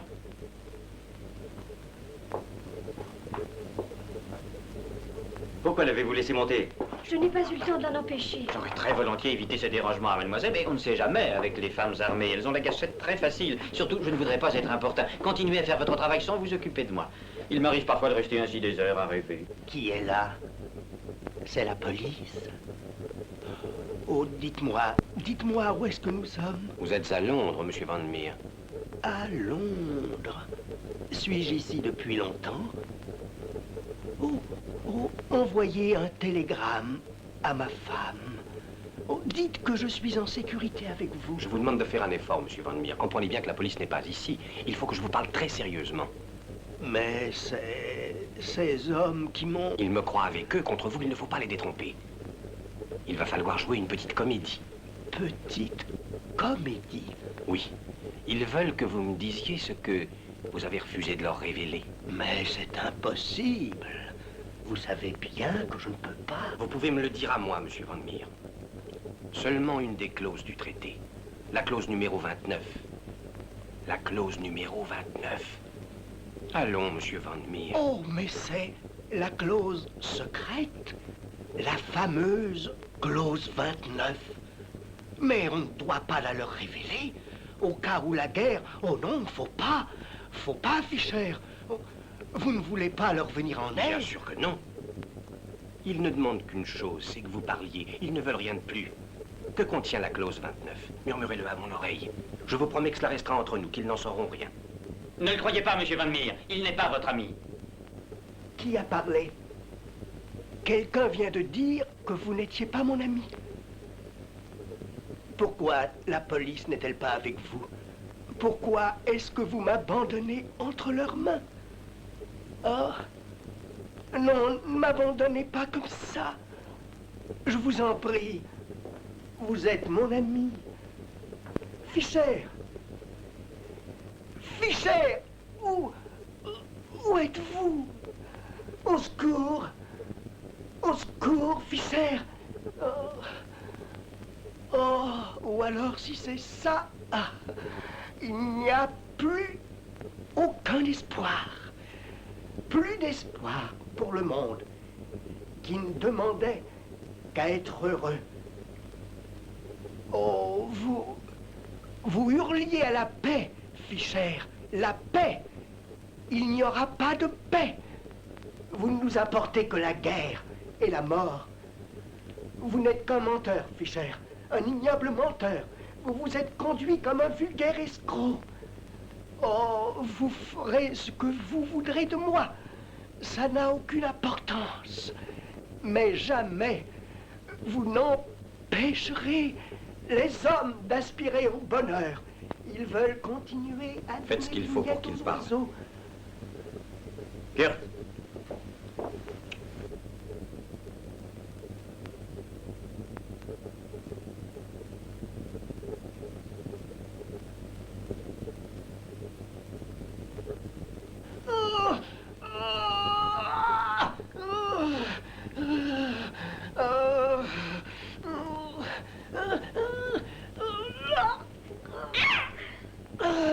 Arrêtez! Je vais parler. La clause 29 dit que... À vous, monsieur Fischer. En cas d'invasion de notre pays... Mais c'est un restaurant. Là, la fenêtre. Par l'escalier de service.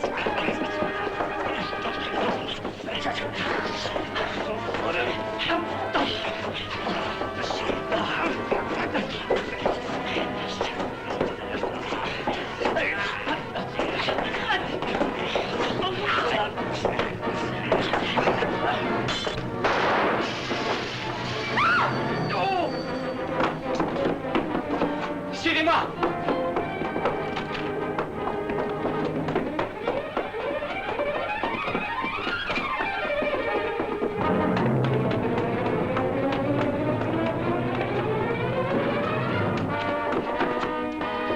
Vous, Stebbins, occupez-vous de Van Meer.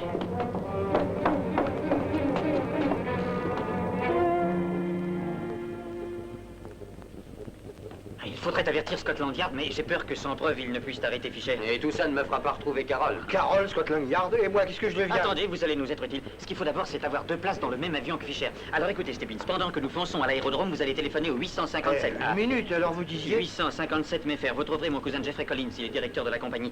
Vous lui direz qu'il me faut 2 places pour demain matin à bord du Clipper pour l'Amérique, c'est tout. Ah, et puis faites conduire rapidement Van Meer à l'hôpital central. Dès qu'il aura recouvré la parole et formellement accusé Fischer, vous nous envoyez un télégramme à bord du Clipper, d'accord? Ensuite, appelez Kensington 2x7301 et dites à Miss Unbruster que je ne pourrai pas dîner avec elle. Ah oui, d'accord. Après, appelez Stevens au journal et dites-lui que je suis parti en Amérique. Câblez aussi à New York pour leur dire que j'arrive. Ah, et j'oubliais, téléphonez à l'Académie de danse que je ne prendrai pas ma leçon de tango ce soir. Et câblé au Clipper, quelle est son tango de ce soir? La guerre est déclarée, édition spéciale. L'Angleterre déclare la guerre à l'Allemagne. Demandez l'édition spéciale.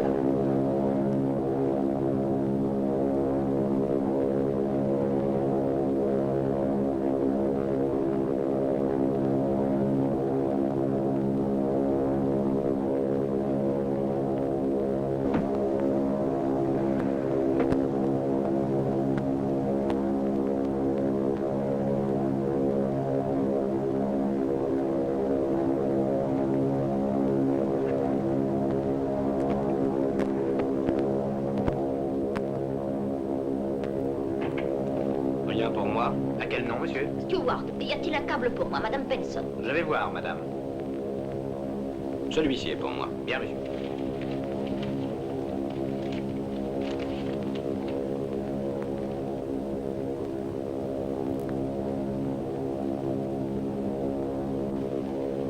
C'est merveilleux. Dire qu'il y a la guerre et que tout est si calme. Oh, ce serait bien si on pouvait rester ainsi, loin des hommes. Vivre dans les nuages. Oui, c'est ce que je me disais. Mais hélas, il faut penser à l'atterrissage. Un fichu atterrissage. Et pourquoi ça? Qu'est-ce que tu appréhendes? Carole, il faut que je te dise quelque chose. J'aurais bien voulu t'épargner cela. C'est seulement maintenant que je réalise combien il me sera difficile de me justifier vis-à-vis de toi. C'est au sujet de Krug et de Van Meer. Tu as deviné. Jusqu'à la nuit dernière, je n'avais pas voulu y croire. J'avais confiance en toi. N'ajoute rien. C'est vrai? C'est incroyable. Si, hélas. Dès l'arrivée, on m'arrêtera. Comme espion. Et on me ramènera à Londres. Oh non. Une autre fin. Seulement, vis-à-vis de toi, je voudrais me justifier. Essaie de voir les choses en partant de mon point de vue. Cela t'aidera à comprendre plus tard. Je conçois que tu m'en veuilles d'avoir trahi ta confiance.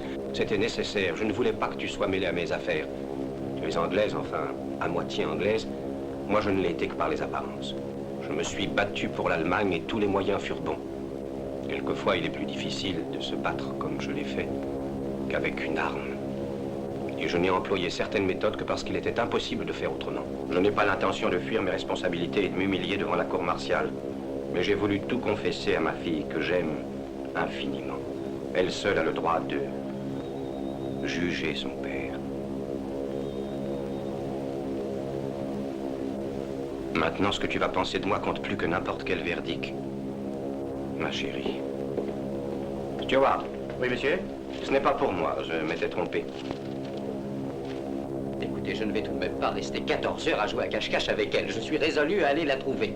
Je crois qu'il n'y a aucun moyen de s'expliquer devant son père. Surtout, pas un mot sur lui, elle ne sait peut-être encore rien. Muet comme la tombe. Qu'est-ce que vous allez lui dire? Alors ça, c'est vraiment cornélien. J'aime une jeune fille et je m'emploie à faire pendre son père.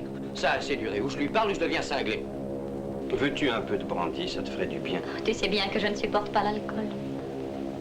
Oh, Vous êtes surprise? qu'est-ce que vous faites ici? Eh bien, je me promenais. Écoutez, Carole, il faut que je vous voie seul. C'est très important. Vous permettez, monsieur Fischer? Elliot est avec vous, j'imagine. Oui, il est là. C'est sans doute à mon père que vous en avez. Vous allez le faire arrêter, n'est-ce pas, dès que nous arrivons? Je ne sais de quoi vous parlez. Je n'ai jamais fait arrêter personne de ma vie. Osez dire le contraire. Depuis le commencement, vous épiez tous ces actes. Voilà pourquoi vous aviez besoin que je reste avec vous l'autre soir à l'auberge. Prétexte votre amour, manœuvre pour me retenir loin de Londres. Manœuvre parfaitement et tout ce que vous m'avez dit jusqu'ici, mensonge. Tiens, comment on se retrouve? Vous voilà aussi. Je t'en prie, chérie. Vous allez bien prendre un verre, Scott. Je reviens dans une minute. Où vas-tu? Oh, je vais me détendre un peu. Je tiens à vous le dire, votre télégramme m'a été remis par erreur et je l'ai lu. Oh, ça ne fait rien. Écoute, je voudrais rester avec toi. Je sais que vous pensez que mon père est un traître et un renégat. Eh bien, pas pour moi. Merci, ma petite fille. Ceci me réconforte un peu. Mais Carole, je n'ai rien à voir dans ces histoires, croyez-le. Je ne suis qu'un reporter en quête d'une histoire sensationnelle. Je ne voudrais pas avoir connu Van Meer et j'aimerais mieux couler le journal et M. Power avec plutôt que de vous causer la moindre peine. Qu'est-ce que c'est? Ils sont fous. Qu'est-ce qui leur prend? Mais qu'est-ce qui se passe? Appelez vite la barge, dites-leur qu'on nous attaque. Mon Dieu! Je n'y suis pour rien, Folliot. Je vous assure que ce n'est qu'une coïncidence. L'avion pique. On peut dire que rien ne vous échappe, Carole. Portez cela à mon père. J'y vais. Tenez, Folliot. Continuez comme ça pour l'instant. Vous pouvez venir, capitaine. Ils deviennent tous cintrés là-dedans. Une seconde, j'arrive tout de suite. Qu'est-ce que je vais bien pouvoir leur raconter? Tout de même pas que c'est un orage. Dites-leur qu'on nous a pris pour un avion cible. Je sais que vous me prendriez pour un fumier si je vous disais qu'il ne se passe rien, mais nous faisons pour le mieux, soyez calmes.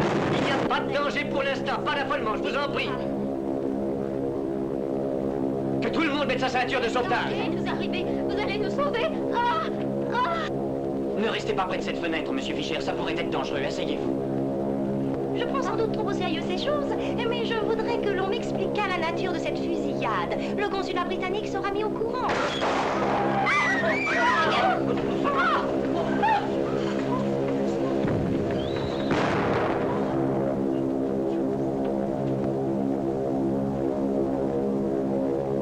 Elle est morte.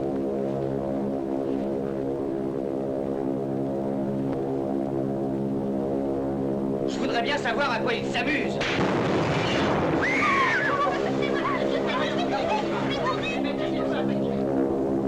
Attention, coupez les gaz du deuxième moteur droit. Faut mieux couper le gauche aussi. Je vais continuer avec les autres. D'accord, allez-y. C'est un Allemand, le Funchir. Ils ont le culot de dire qu'ils nous avaient pris pour un bombardier. Ils nous attendent à la Mérissade. L'aile qui fiche le camp. Elle veut sortir! Enlevez-vous de là, bon Dieu! C'est idiot de rester ici.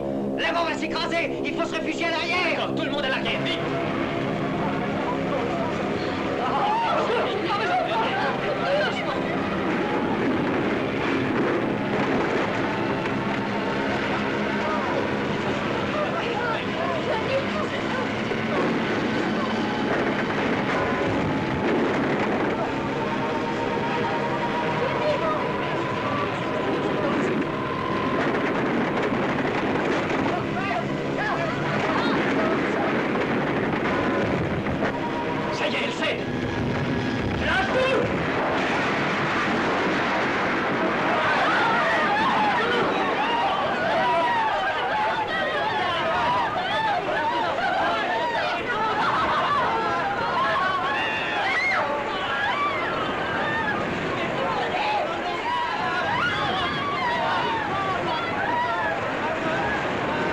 monsieur Fischer!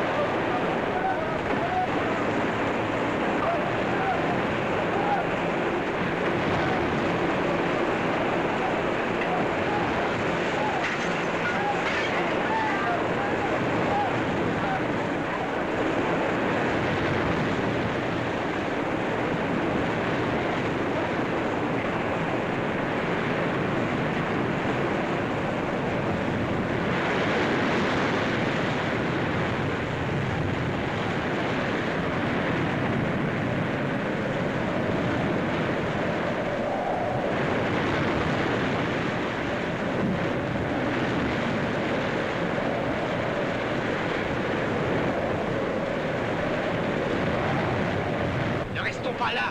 L'avion va couler. Allons sur l'aile.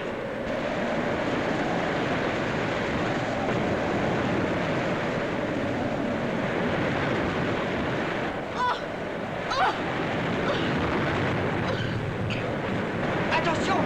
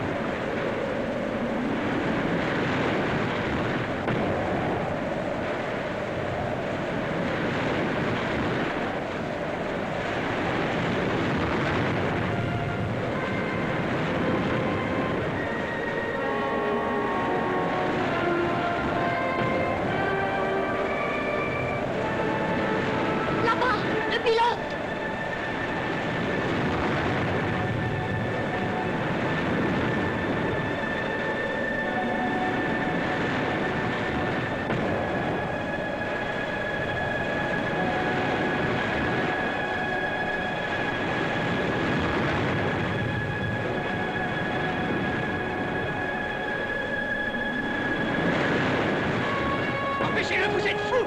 Nous allons couler! Oh, ça va! Je vais lui casser la figure à cette espèce de porc. Oh, il a raison, il a raison, il y en a un trop.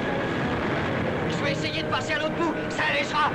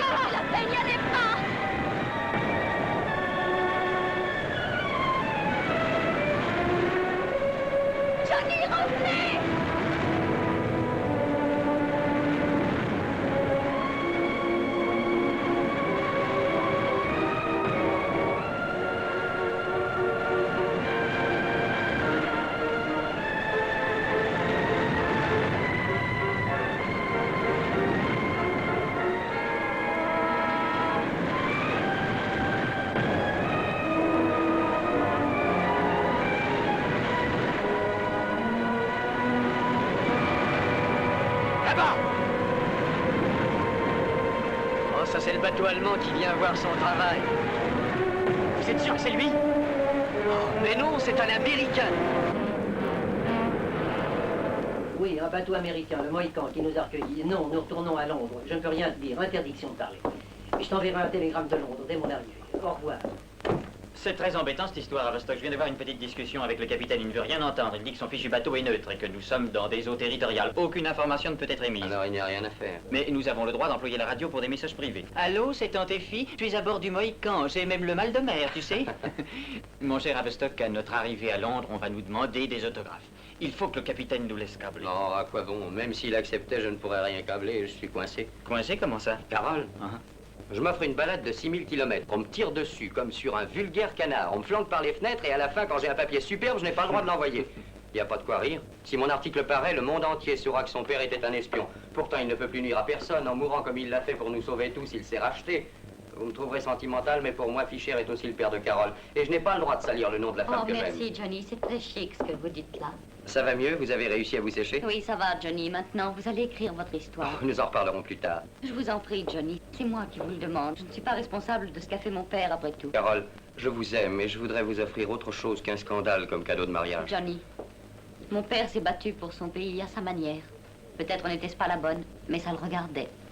En luttant pour mon pays, l'Angleterre, je rachèterai sa faute. Oh alors, je n'ai pas le droit de vous en empêcher. Ça doit être pour moi. J'ai demandé à mon oncle de me rappeler, l'oncle Power. Allô?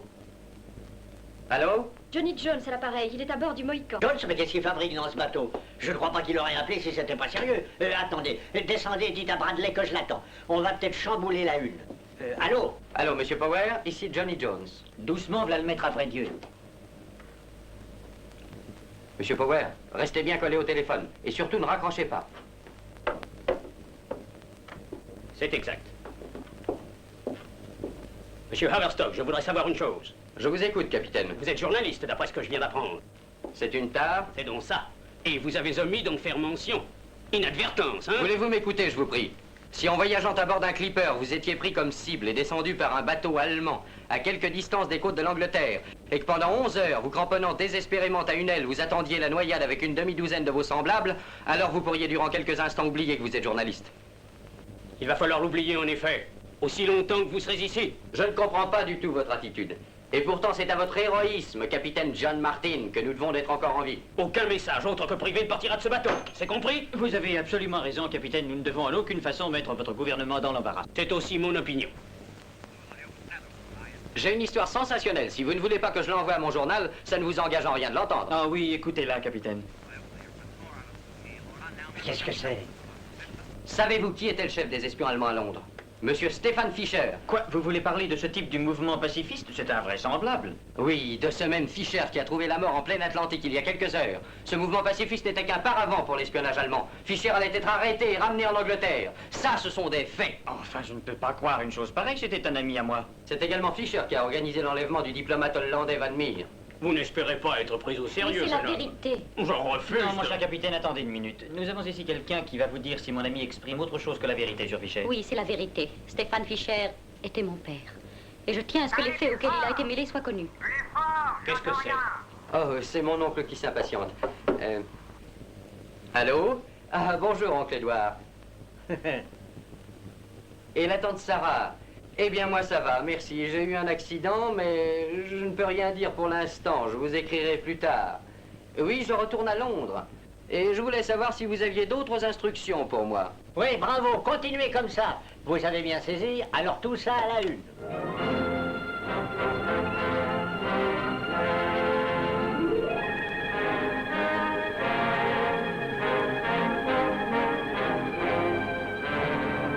Ici, Londres. Nous avons ce soir dans nos studios un très grand journaliste. Un de ces hommes courageux qui chaque jour écrivent l'histoire contemporaine sous le feu des canons. L'envoyé spécial du New York Globe, Huntley Haverstock. Allô, Amérique. Je viens de voir les barbares détruire un continent. Une partie du monde aussi belle que le Vermont, l'Ohio, la Virginie, la Californie et l'Illinois saigne et se débat contre la mort. Nous assistons à un meurtre. Il se commet des actes auprès desquels les horreurs que raconte l'histoire ne sont rien. J'ai vu des... C'est la sirène d'alerte, je suis désolé, il faut arrêter l'émission. Ah non, attendez, j'ai encore quelque chose à dire. Il faut gagner l'abri du sous-sol, madame. Qu'est-ce qu'on fait, Carole? Toute l'Amérique est à l'écoute, Johnny. Alors, je continue. Je ne puis lire mon speech, car la lumière s'est éteinte comme s'éteindra si vous laissez faire la lumière de la civilisation. Le bruit que vous entendez signifie que l'on détruit Londres. La mort est dans le ciel de Londres. Oui, c'est la mort aveugle et féroce qui font avec fracas sur la cité épouvantée. Je vous en conjure, écoutez-moi. Vous n'avez plus le droit de rester indifférent. Vous devez venir au secours de ceux qui luttent pour défendre la dignité humaine. Attention, Amérique, l'une après l'autre, les lumières s'éteignent. Alors envoyez vite des canons, des avions, des navires, des munitions. Allô, Amérique, si tu tardes encore sur tes foyers ou si la mort impitoyablement s'abattra comme sur la vieille Europe. Allô, Amérique. Allô, Amérique. Le monde a les yeux fixés sur toi.